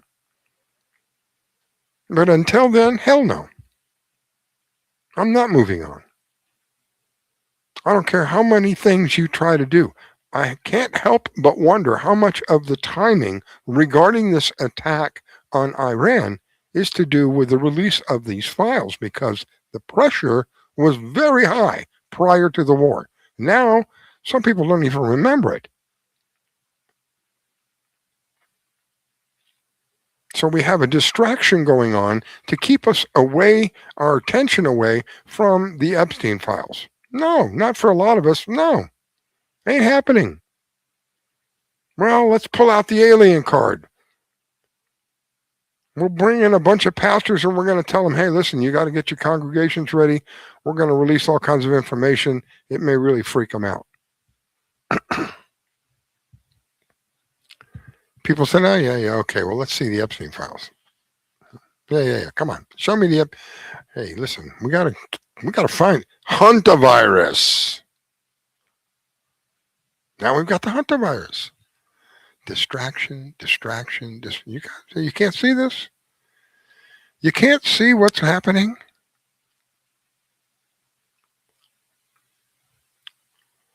We have to continue the pressure on the Epstein files. I would tell you probably realistically at least 95% of our people up there that we call Congress and senators and representatives are criminals. Freaking criminals. If we were to do what they did, they'd arrest us in a heartbeat. We'd be so far behind bars we would never see sunlight again. But because of where they are, they're special. Well, they should get special treatment then. They should meet swift justice for whatever crimes that they are guilty of. It's pretty evident what kind of people are in our government. Yeah, we go around the world telling people, wow, we're high and mighty. We're the holy ones. You can't have a nuclear bomb. I seem to remember someone saying, oh, we want a regime change. Or if we just create enough havoc that people will rise up. Nope, that didn't happen. Yes, there are people there that are not happy with what's going on. I'm not arguing that. And who are we to step in? Don't we have people here that aren't happy with what's going on? I'm not the only one. There's a lot of me. There's a hell of a lot of me that feel like I do. We're sick and tired of paying taxes and watching all that money go everywhere but where it's supposed to. Sick of it. I'm sick and tired of watching the same old freaking thing happen up there in what we call Washington, D.C. Sick and tired of the inflation continuing to rise. Who decided that everything has to be more expensive? Somebody woke up one morning and said, you know what, it was $1 yesterday. It's got to be $1.05 today. Somebody, somewhere. I'm sick of it because it's greed. It's just pure greed. You look at the profit structures of these major corporations and you find that they're making more money now than they've ever made before. They sell us a package that is slightly smaller than what it used to be, because if they sold us the same amount the original package was in, it would be so much more expensive. We'd all be screaming. But in order to keep the prices within a certain area, what they'll do is they'll reduce the amount that's in the package, make the package a little bit smaller so it doesn't seem too bad. But what's inside that package is considerably different. And when you figure out what you're paying, they tell you inflation is 4%, 3.5%. Crap. Real inflation, when you figure out how much you're paying for everything, it's got to be around 20, 25% at this point. And what are we doing? Well, the president says, I really don't give a flip about the American finances. I'm paraphrasing. That's the last thing on my mind. I'm not paraphrasing that. That's the last thing I'm worried about, or something like that. American finances. I'm more worried about, I'm concerned, I'm focused on Iran cannot have a nuclear weapon. You know why? I'm going to give you what they don't want you to know. Some of you, listeners, already know this, but I'm going to tell you. Afghanistan had precious minerals that we needed in the electronics industry, along with the poppy fields. Iraq had gold. Yes, gold, lots of gold and oil. Libya, same thing, gold and oil. Syria, hello. Each one of those countries, with the assets that they had, there was something that they did not have that we have. They did not have a central bank controlled by private individuals like we have here that has financially enslaved us. The Federal Reserve is nothing to do with our government, privately owned. Every one of those countries did not have that form of banking. Guess what happened after we introduced democracy to them? Yes.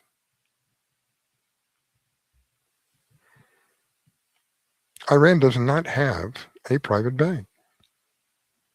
When this is all said and done, if these people get their way, we will take their oil, which has openly been stated by this president, and he's to choose who's going to take over. I'm not making this up. It's all on record. Go look. Well, I'll figure out who's going to run the country after we blow it all up and beat everybody up. Same thing with Venezuela.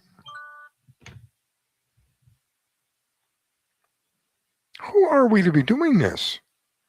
What happened to America first? What happened to us? The people who make this possible for you.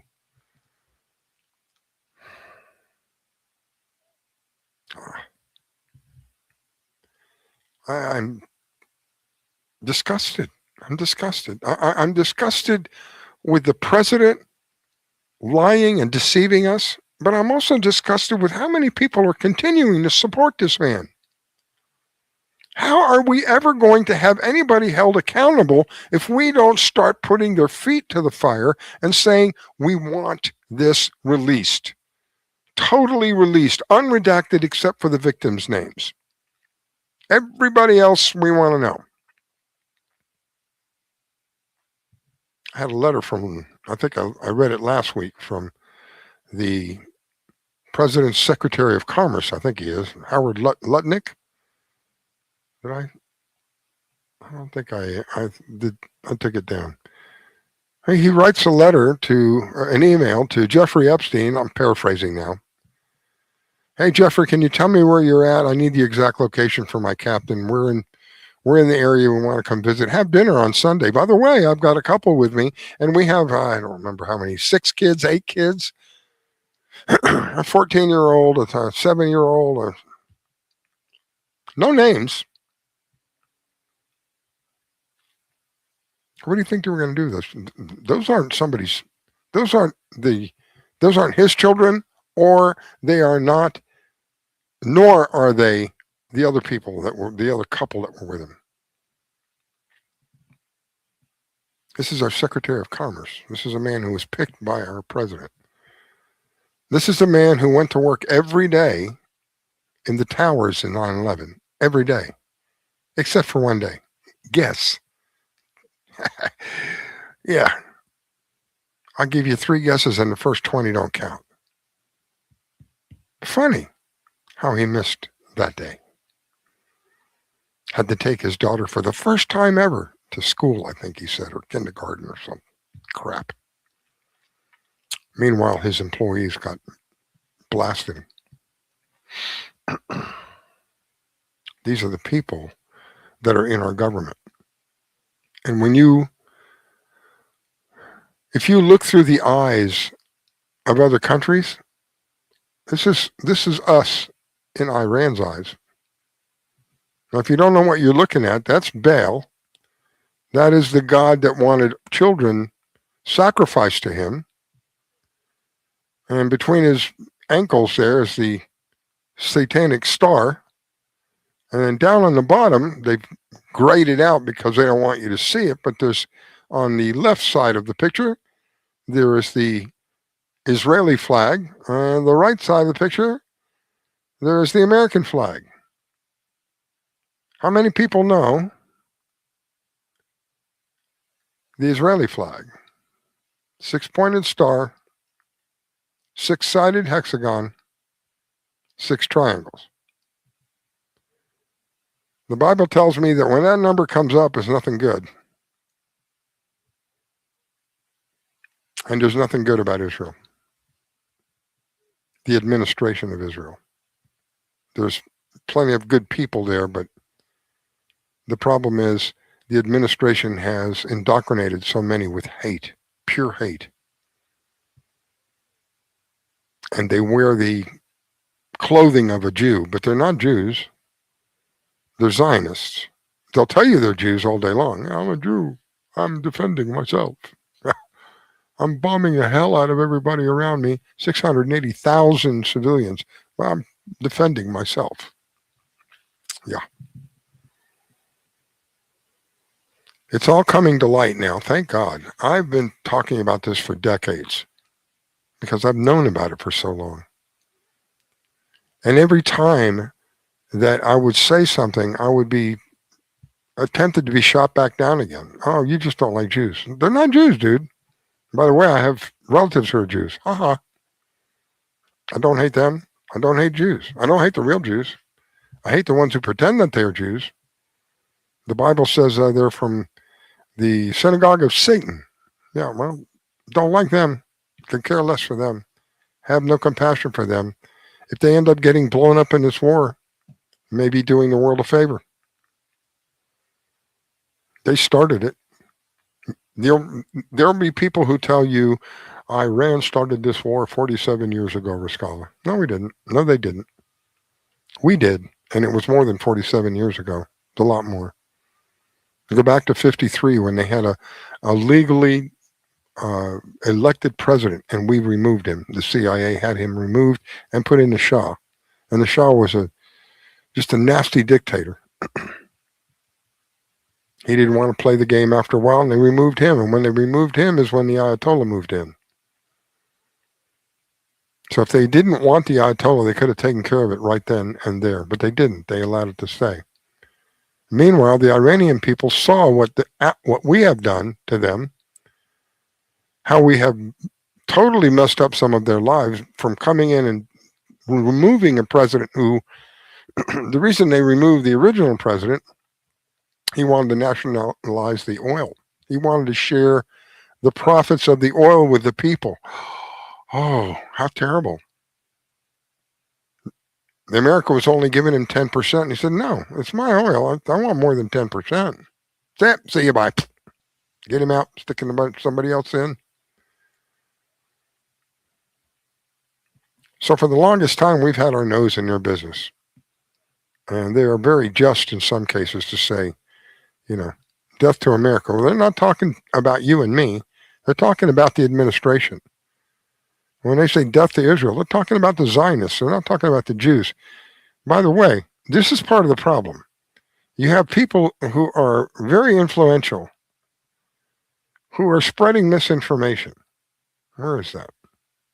This is totally, what this man you're about to hear it's inaccurate, and I'm going to tell you why. Persians, the Iranians, were wanting to kill every Jew, woman, child, and do it all in one day. But you raised up Esther to save the Jewish people. Father, we thank you. Today, the Iranians, the wicked regime of this government, wants to kill every Jew and destroy them with an atomic fire. But you have raised up President Trump. You've raised him up for such a time as this. And Father, we pray that you'll give him victory. Father, we pray for our military that you'd watch over, protect them. Father, we pray for the people of Iran who want freedom to be set free from these Islamic lunatics. Father, we thank you for your Son, Jesus Christ, who came to this earth to take our sins, that he died and shed his blood on a cross for our sins, that he was buried. He took our sins to the grave, but you raised him to life. And Father, we thank you and we praise you and we give you the glory. Father, protect President Trump. We pray this in Jesus' name. Amen.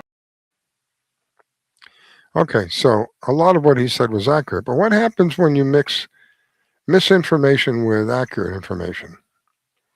During that prayer that he was giving, he said that the existing administration in Iran wanted to bring atomic fire, was the words that he used. In other words, they want to use a nuclear bomb on the Jewish people. Well, Mr. Graham, if you could explain to me, how is it that there are Jewish people living in Iran? A lot. I'm not talking about one or two. A lot of Jewish people are living in Iran. By the way, Christians are living in Iran.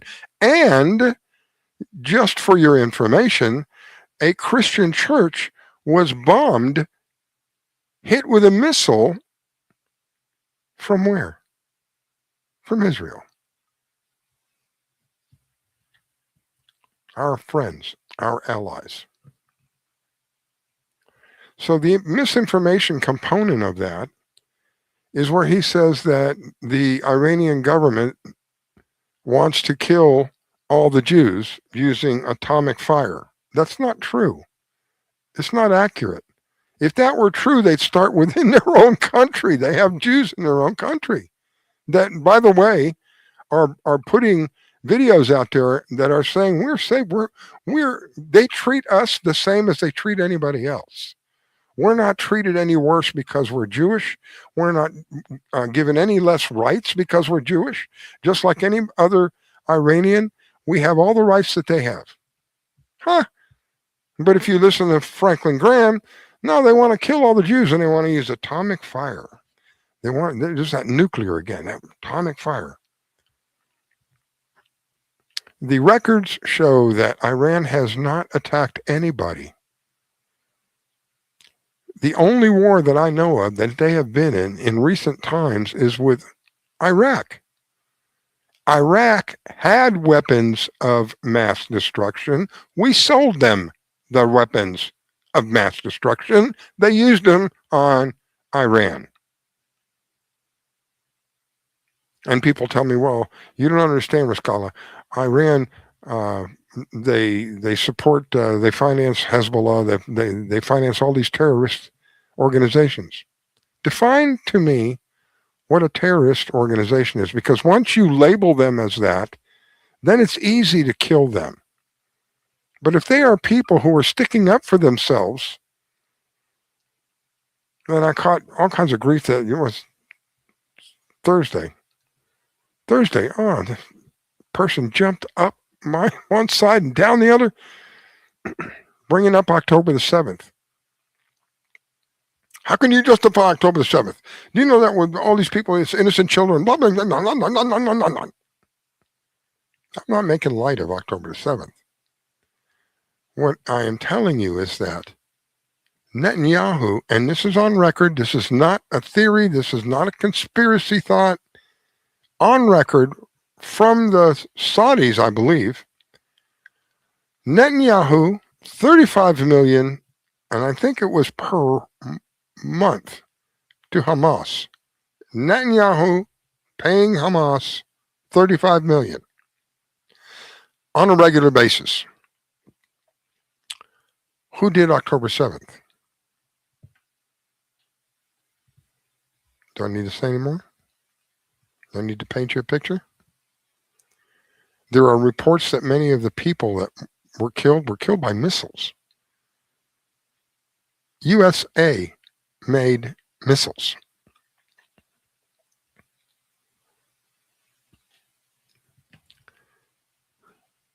So in my estimation, what happened on October the 7th was they needed more justification to go in and level Gaza. They didn't have it at the time, but if we're attacked, see, sounds familiar? If we're attacked, then we'll get all the people to rise up together. And when we go and we do our thing, we'll be justified. The people will justify it because they've killed all of these people. It's innocent people. They just attacked the wrong people.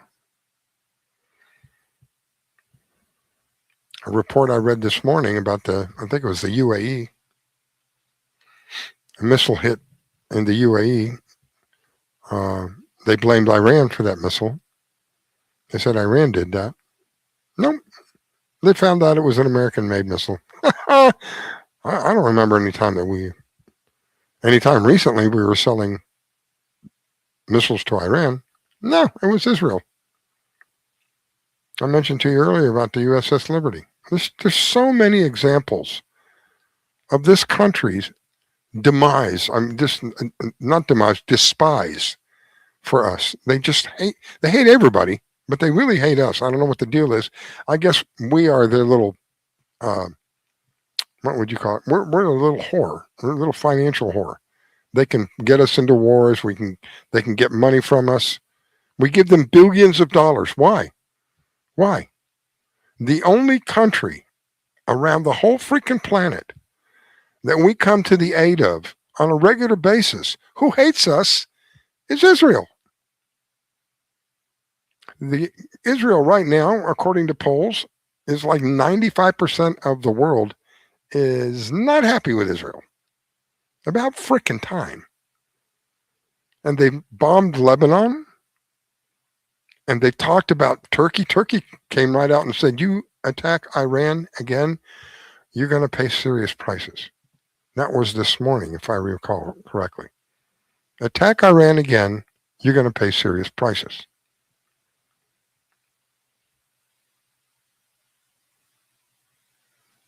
They did it.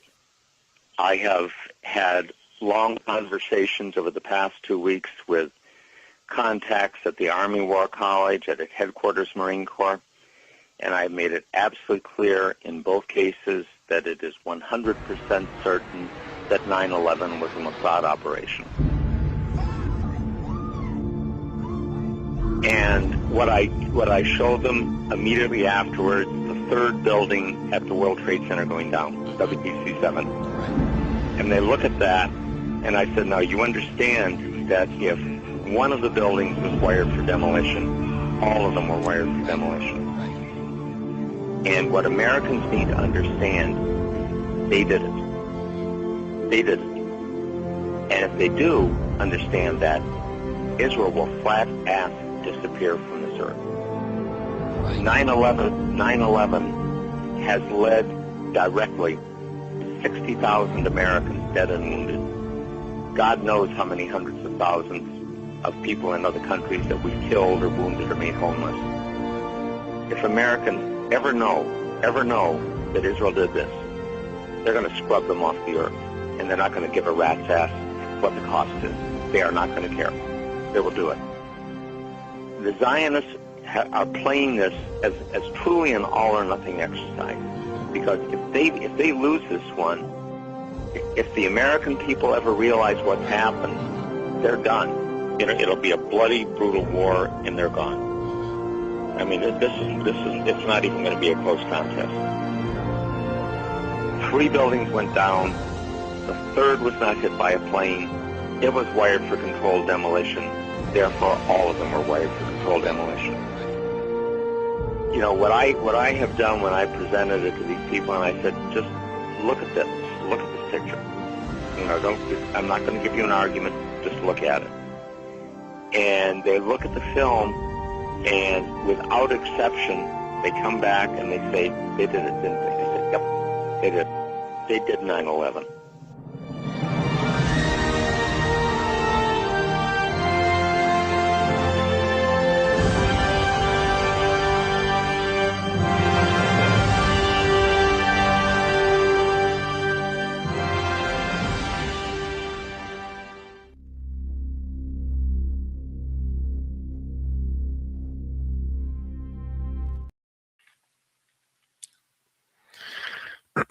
For those of you who think that aircraft brought down the buildings, I want to show you something.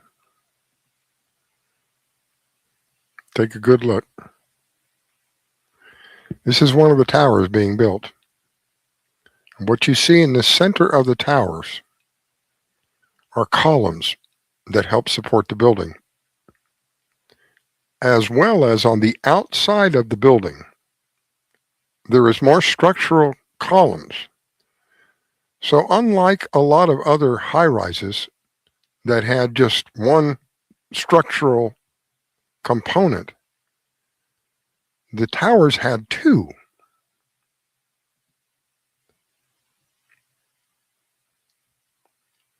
There is no way that an aircraft made out of aluminum could go and literally destroy what you're looking at, to the point where it would bring the entire building down. I have shown several times how they used computer-generated images in order to make people believe that they were seeing aircraft. There were no aircraft that day. What you saw that day is physically impossible. It is impossible for an aircraft to enter into a building in the manner that you saw on 9/11 with nothing coming back out. Nothing. It was as though the building was just ready to swallow the aircraft. Like the building was softened butter and the aircraft was a heated knife. Goes against all logic. Everything that we're going through today is because of 9/11. Everything. We need the real criminals.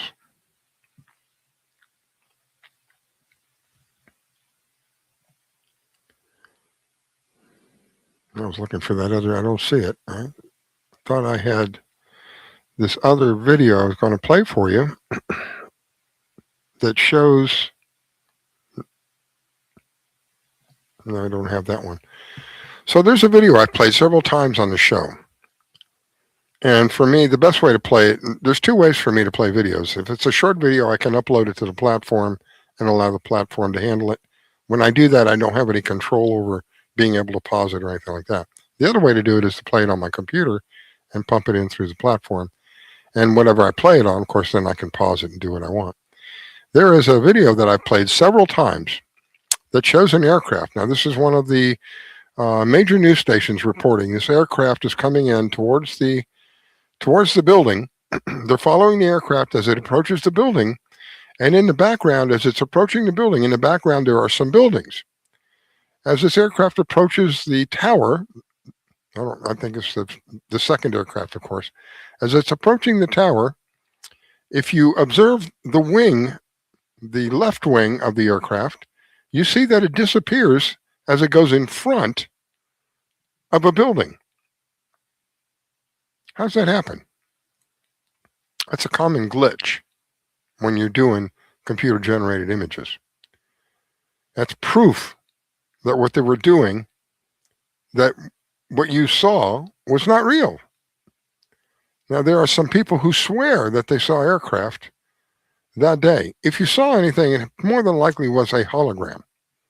Go back and watch the videos, and there is a report of a very large, unmarked white aircraft, very large aircraft. I think they said 757, or something along that line.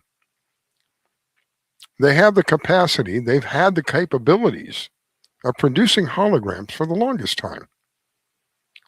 So if anybody saw anything, it wouldn't surprise me if they produced a hologram that day. Combine that with probably some directed energy weapons from the damage that I saw down at the bottom of the buildings where we see, like in the California fires and Hawaii fires, you see cars out in the road with the wheels melted like it was wax. There was a lot of that going on. So that makes me suspicious was there directed energy. Until the real culprits are found, well, until they're brought to justice. There's a lot of questions, and there's not enough answers. September 11th, 2001, 19 men armed with box cutters directed by a man on dialysis in a cave fortress halfway around the world using a satellite phone and a laptop directed the most sophisticated penetration of the most heavily defended airspace in the world, overpowering the passengers and the military combat-trained pilots on 4 commercial aircraft before flying those planes wildly off course for over an hour without being molested by a single fighter interceptor. These 19 hijackers, devout religious fundamentalists who like to drink alcohol, snort cocaine, and live with pink-haired strippers, managed to knock down 3 buildings with 2 planes in New York, while in Washington a pilot who couldn't handle a single-engine Cessna was able to fly a 757 in an 8,000-foot descending 270-degree corkscrew turn to come exactly level with the ground, hitting the Pentagon and the Budget Analyst Office where DoD staffers were working on the mystery of the $2.3 trillion that Defense Secretary Donald Rumsfeld had announced missing from the Pentagon's coffers in a press conference the day before, on September 10th, 2001. Luckily, the news anchors knew who did it within minutes. Osama bin Laden. The pundits knew within hours. Osama bin Laden. The administration knew within the day. Terrorists who committed these acts and those who harbored them. And the evidence literally fell into the FBI's lap. That a hijacker's passport was found blocks from the World Trade Center crash site, if you can believe that. But for some reason, a bunch of crazy conspiracy theorists demanded an investigation into the greatest attack on American soil in history.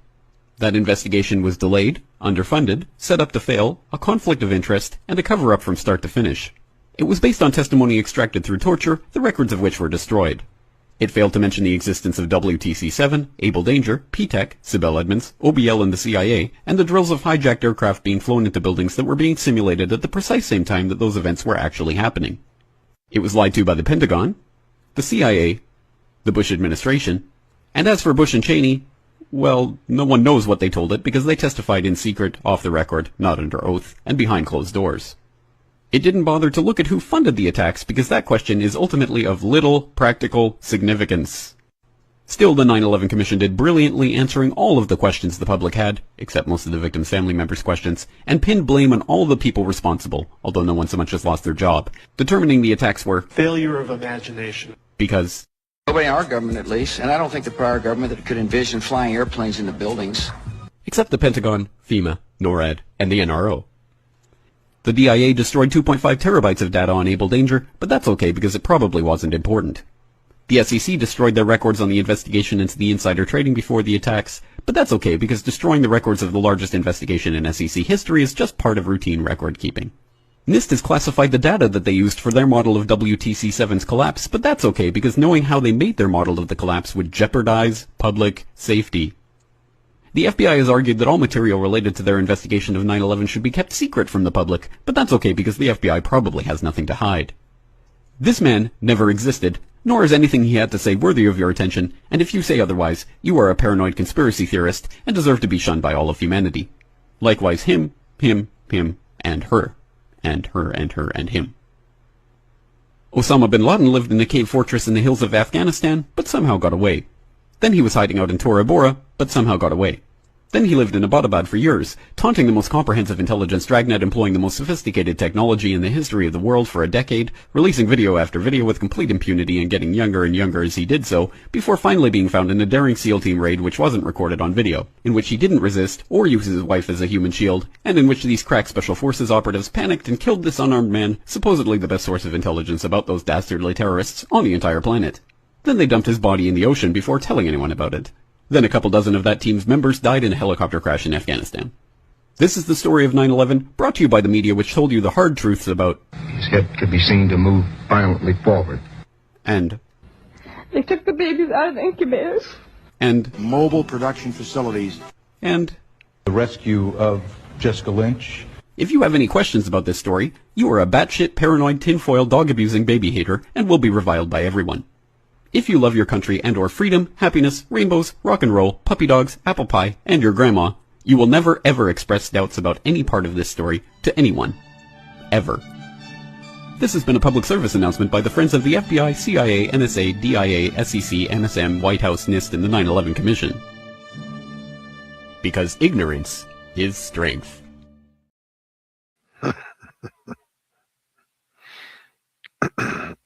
No. I played that a couple of times. People have told me, that was really stupid. It is stupid. You know what's even more stupid? People believe. Everything that you heard on that is fact. It's presented in such a way in order to be facetious, but it's fact. Those people flying those aircraft, they couldn't even fly a freaking a Cessna. If you don't know what a Cessna is, it's typically a 2 or 4 seater, small single engine aircraft, one of the smaller ones.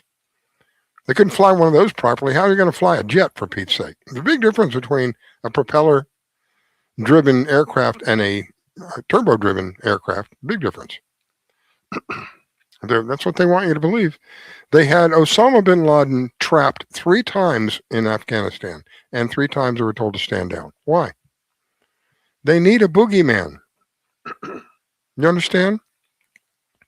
So Osama bin Laden, also known as Tim Osman, look that name up, Tim Osman. Who was Tim Osman? Tim Osman was a CIA operative. So we had Osama bin Laden as the boogeyman in Afghanistan. We had Saddam Hussein as the boogeyman in Iraq. We had Muammar Gaddafi as the boogeyman in Libya. We had Bashar al-Assad, the boogeyman in Syria. We have the boogeymans. And of course we have the Ayatollah Khomeini killing his people in Iran. He's the new boogeyman. Well, he was. Now his son is the new boogeyman. I don't comprehend how people are not seeing the pattern. I have friends of mine who knew damn well we were being lied to about when all the big C thing was going on, the masks and all that garbage, right? They wouldn't put up with that. But let me tell you, pal, they're 100% behind this. Let's go bomb. Let's put them. One of them made a comment that said, let's bomb them back to the Stone Ages.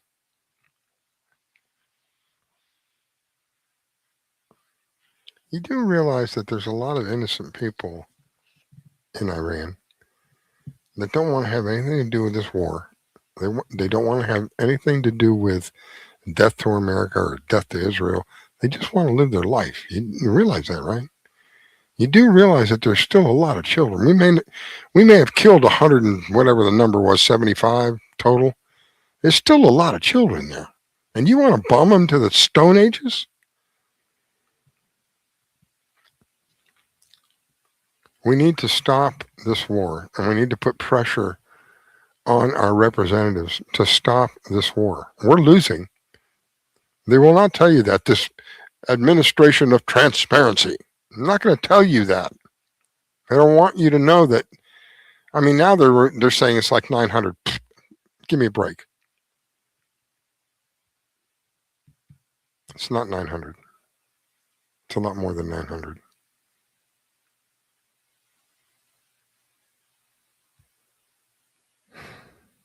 A war of choice. And this is literally makes my stomach rumble. I'm not kidding you. Because I've had friends of mine that had to go to war. I was 2 weeks away. Thank you, God. Got my orders redlined 2 weeks before I was supposed to show up at the I can't even remember the name of the air base in Vietnam. Holy smokes. Da Nang. Anyway, 2 weeks away. I was supposed to go in August of 74, and Nixon started bringing people back. He made a decision, I think in May or June, and then the operations actually started, and my orders got redlined. But I had a lot of friends that came back and told me some horrendous things, and it was their way of coping with what they had to experience. I had to deal with a friend of mine dying in my arms, combat related. When you've gone through an experience like that, you have a lot more respect for life. I'm fortunate that I've made it till today. One of my childhood friends passed away. I held his hand as he took his last breath. Same thing with my mom. When you witness death firsthand, it makes you think twice. It makes me think twice.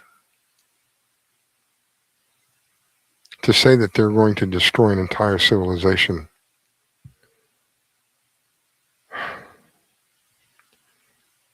and never apologized for it, by the way. Never did, but just recently, and if I'm not mistaken, maybe yesterday or the day before at the latest, something about there's going to be a big glow if they don't meet our demands, or if we can't come, something like that. What's a big glow? What do you think a big glow is going to be? It isn't going to be a standard bomb. A big glow is nuclear. As I mentioned to you earlier, there are generals who have leaked that he asked for the nuclear codes, and they said, no, we're not giving them to you. Thank God. But Iran can't have nuclear, but we can, and we can threaten people with it. Israel can, and Israel can threaten people with it. But Iran, no. Iran can't have that. Why? Because Iran, you don't understand, Riscalla. Iran chants death to Israel and chants to America. No, we're back to square one, aren't we? Why? And what do they mean by that? I can't think of his whole name. His first name is Mohammed, I think. He's a spokesman for the, he gives his opinion about what's going on with the Iranian. He was an advisor of some sort before all this started, I guess. And he has said on many occasions that the whole thing in Iran was they weren't. I'm trying to figure out how to explain it.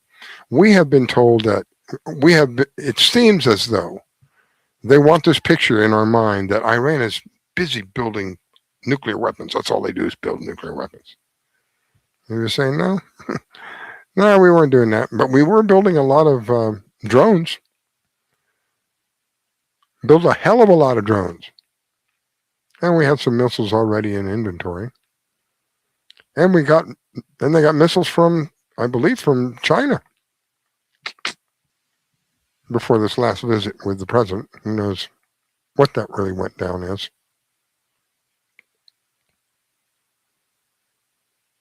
So we went and we attacked another country, killed the religious leader and his followers,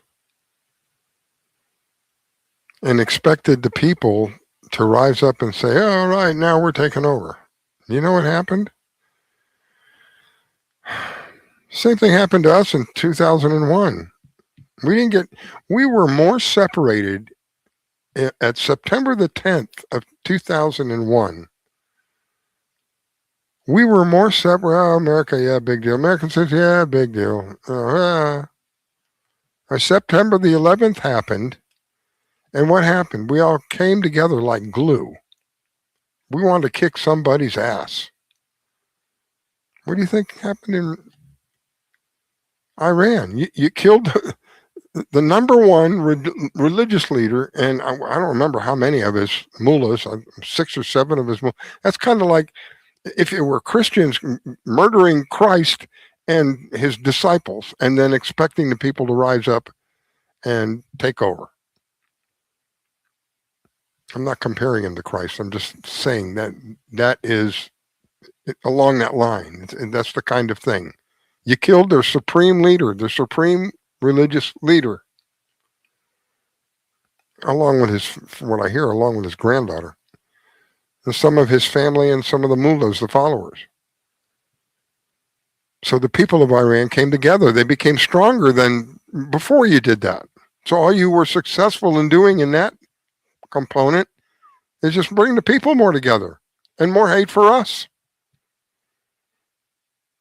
In the meantime, we're paying, unless you're sleeping under a rock, we're paying more now for gas than we have in, I can't remember, quite a while, quite some time.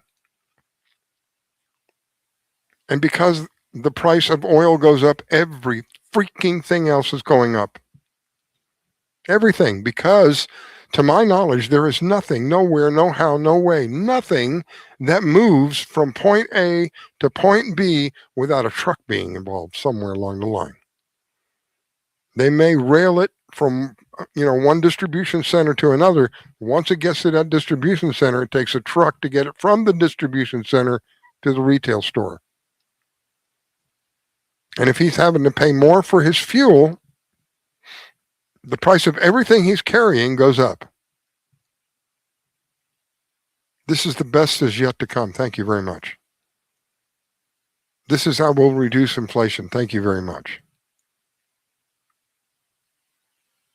I don't have a right to be upset. I mean, I bring these things up and people just, oh, Riscalla, you're so negative. This is life, people. I don't understand how, put all that aside for a second. It is documented without question before the world that Israel is committing genocide. They are, in other words, simple words, they're murdering people. Right, left, center, murdering people. Women, children, husbands, men, every frickin' buddy. They're murdering people. You understand? Innocent people. Civilians, unarmed. Chopped down like a lawnmower with automatic weapons. They're killing people.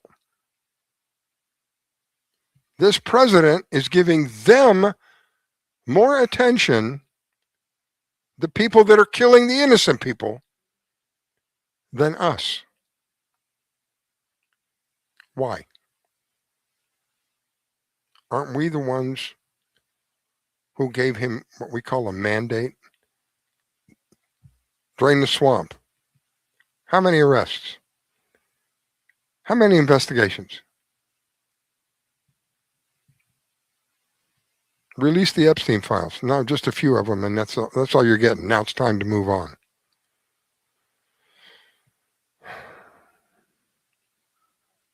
Documented that people have committed treason regarding the Crossfire Hurricane How many arrests? How many investigations? I can't help but believe they're all in it together, all of them. I believed when I voted for Trump, and I voted for him every time. Don't give me your TDS BS crap. I believed what I was voting for was no new wars. That went down the tubes. The total release of the Epstein files. I'm going to release all the files once I'm in office. That didn't work out too good. I'm going to drain the swamp. You see any swamp creatures being arrested?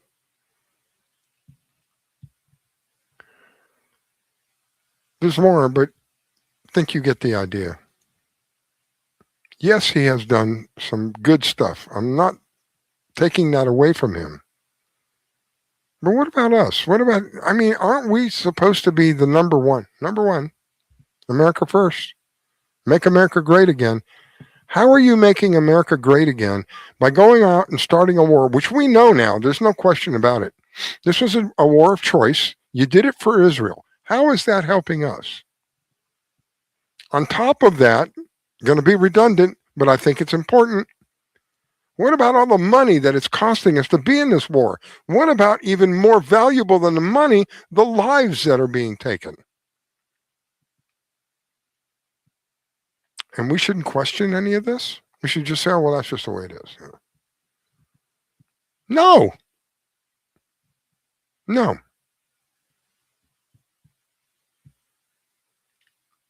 And talking about an automatic draft, you know that's unconstitutional, right? You can't force somebody to go fight for another freaking country. I'll take a quick break. Hey, your leaders have failed you. They take everything from you. They have lied.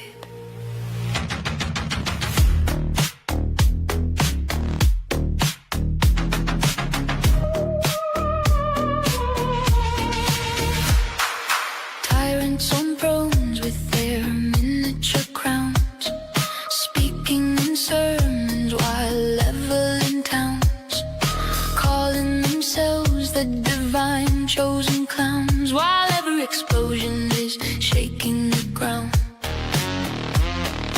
Doctrine of dominance echoing loud, broadcasting lies through a venomous sound. Israel built empires, controlling the crowd with tiny gold crowns while the missiles come down.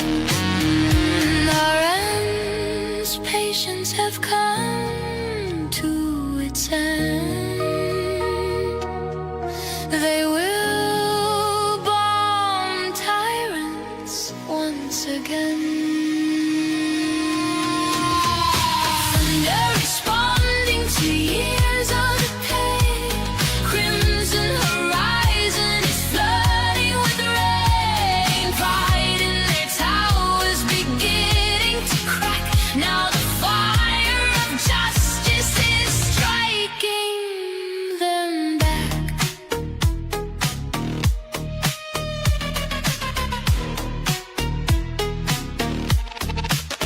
cathedrals of power where tyrants prayed evil, preaching supremacy over the people, claiming their bloodline was born to be rebel, while freedom of speech and voice is illegal. Kneeling to shadows they swear at pride evil, selling the masses a prophecy sequel. Israel kept chanting their doctrine of evil, while rockets kept falling on peaceful people. Our ends, patience have come to its end.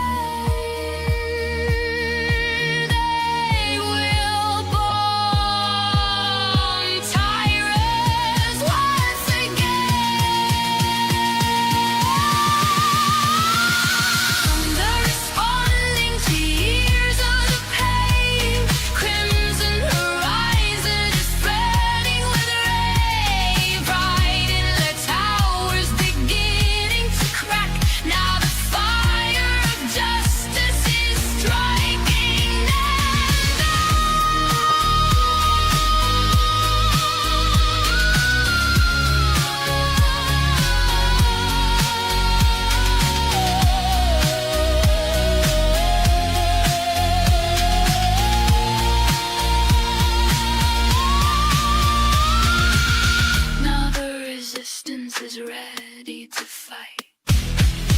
After enduring the years of the night, truth in the temples they tried to ignite, while propaganda kept killing the light. Israel kept preaching their arrogant right, saying the kingdom was holy and bright. Now the horizon erupts into the light, justice descending to settle the fight. Tyrant's patience have come to its end. They will bomb tyrants once again, under responding to decades of pain, storming the heavens like rivers of rain. Fountains of their arrogance starting to crack. Now the fire of justice is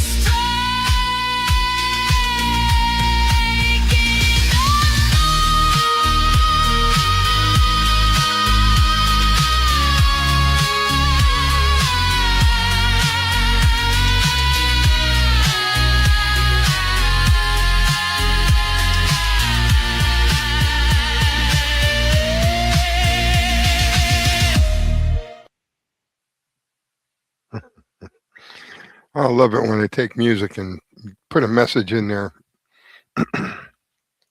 for people to hear and witness. It kind of sticks with you a little more than just somebody just saying it, you know? Oh my gosh.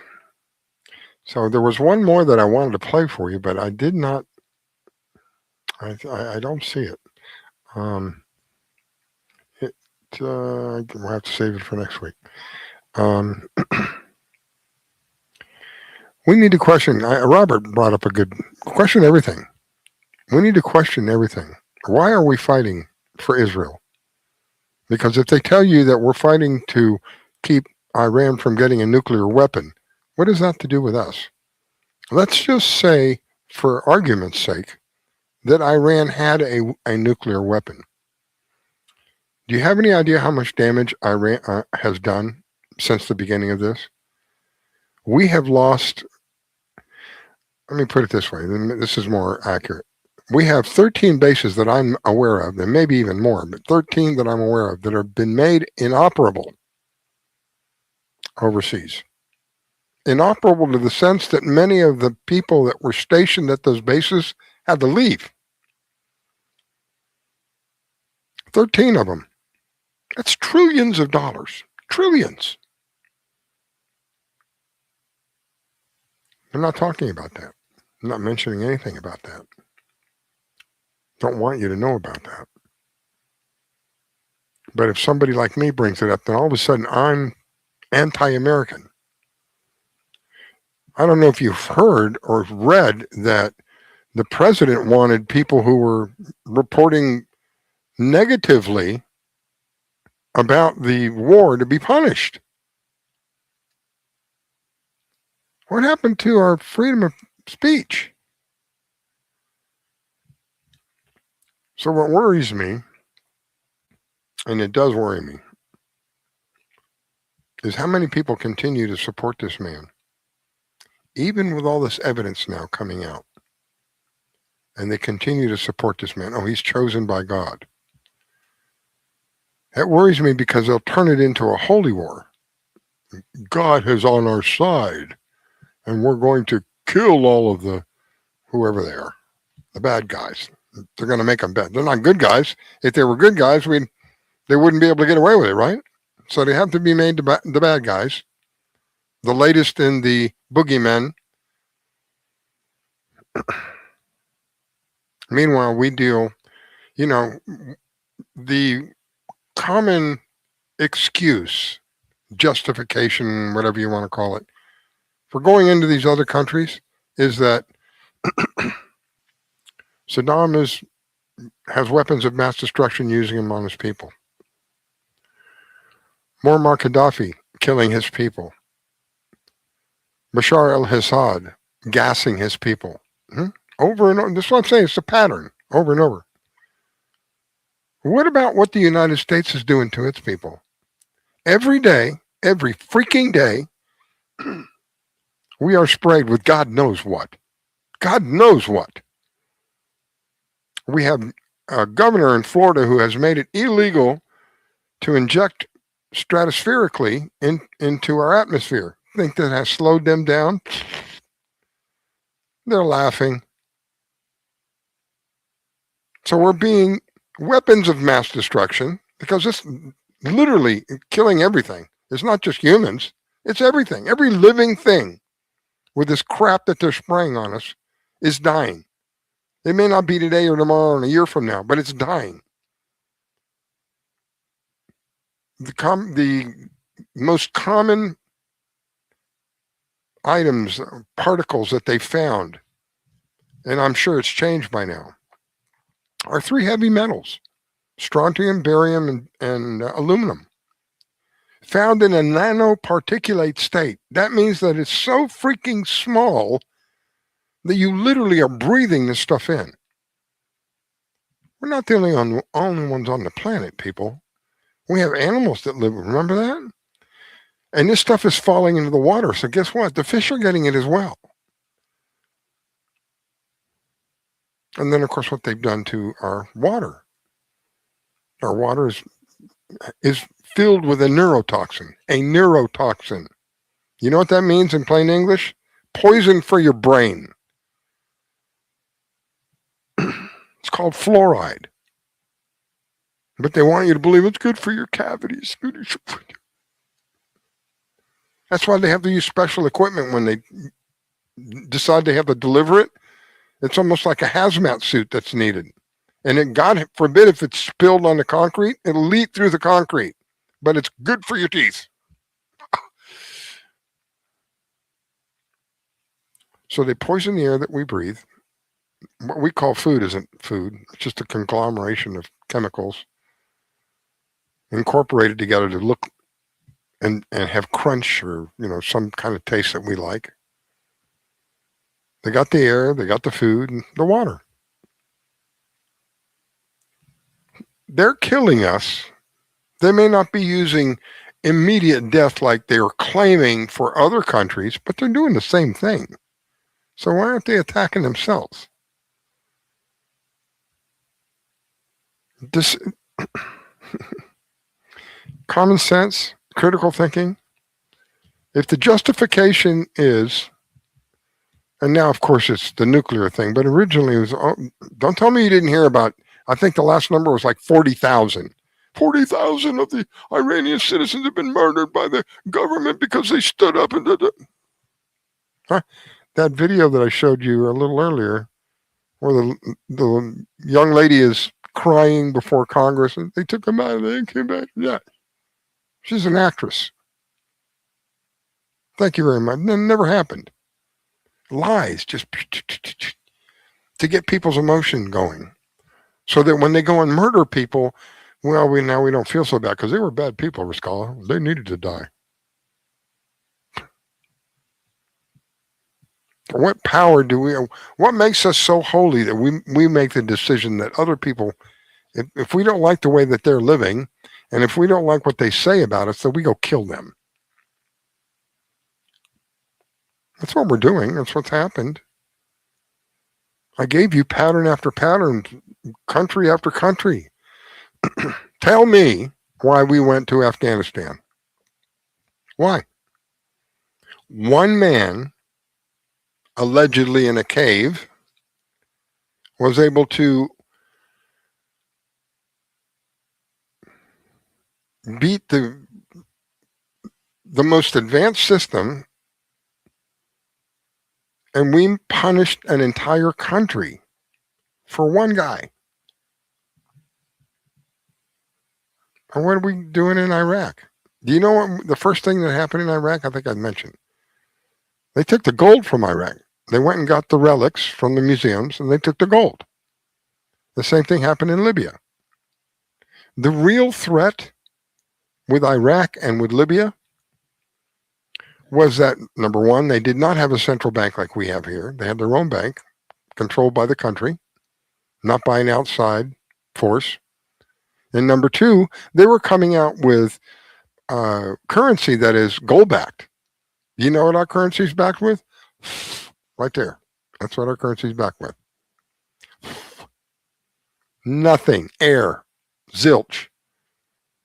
So what happened was it created a real danger for the scumbags over here that use what we call the petrodollar, because they can print money whenever they want, however much they want, whatever they feel like.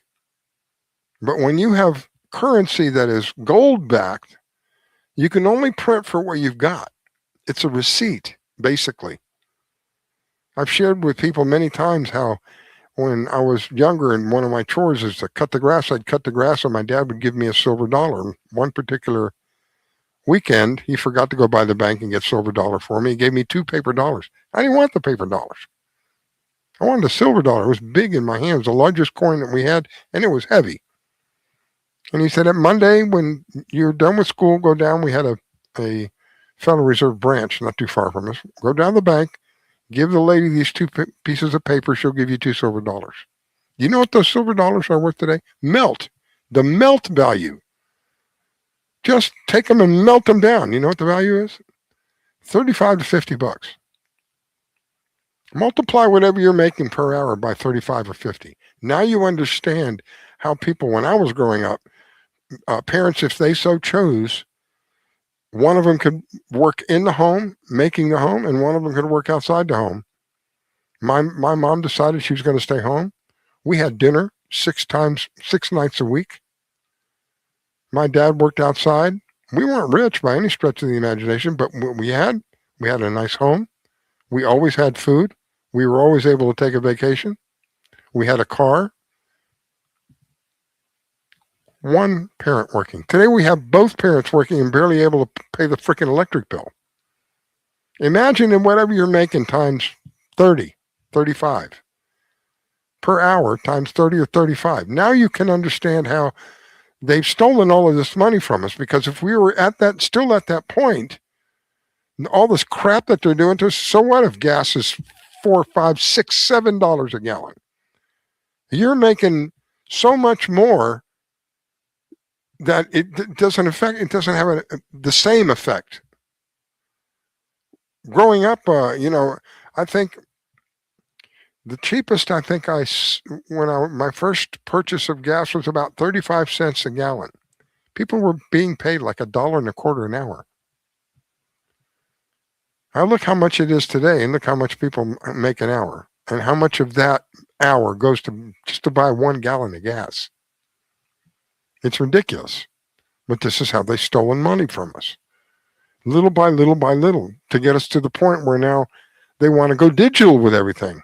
It's bad enough as it is now, because they can, if you upset them to the point where you've really gotten over the target, they can shut you down. They can just cut your money off whenever they want. You go full digital, you won't have the option of storing some cash aside. So if they do shut you down at the bank or your cards or whatever, you got some cash on hand, you won't even have that option. That won't even be available anymore. This is what they're shooting for. This is what they're after. All right, guys. I just want to say thank you. I appreciate you guys. I know Saturday nights are probably a lot more exciting things you would like to do, but I do appreciate every one of you taking the time. Let me share with you. I think the only way out of this for us, really, is we got to do a lot of praying, because what we're up against is not just physical stuff. It's spiritual stuff. God bless you. Be back in a week, Lord willing.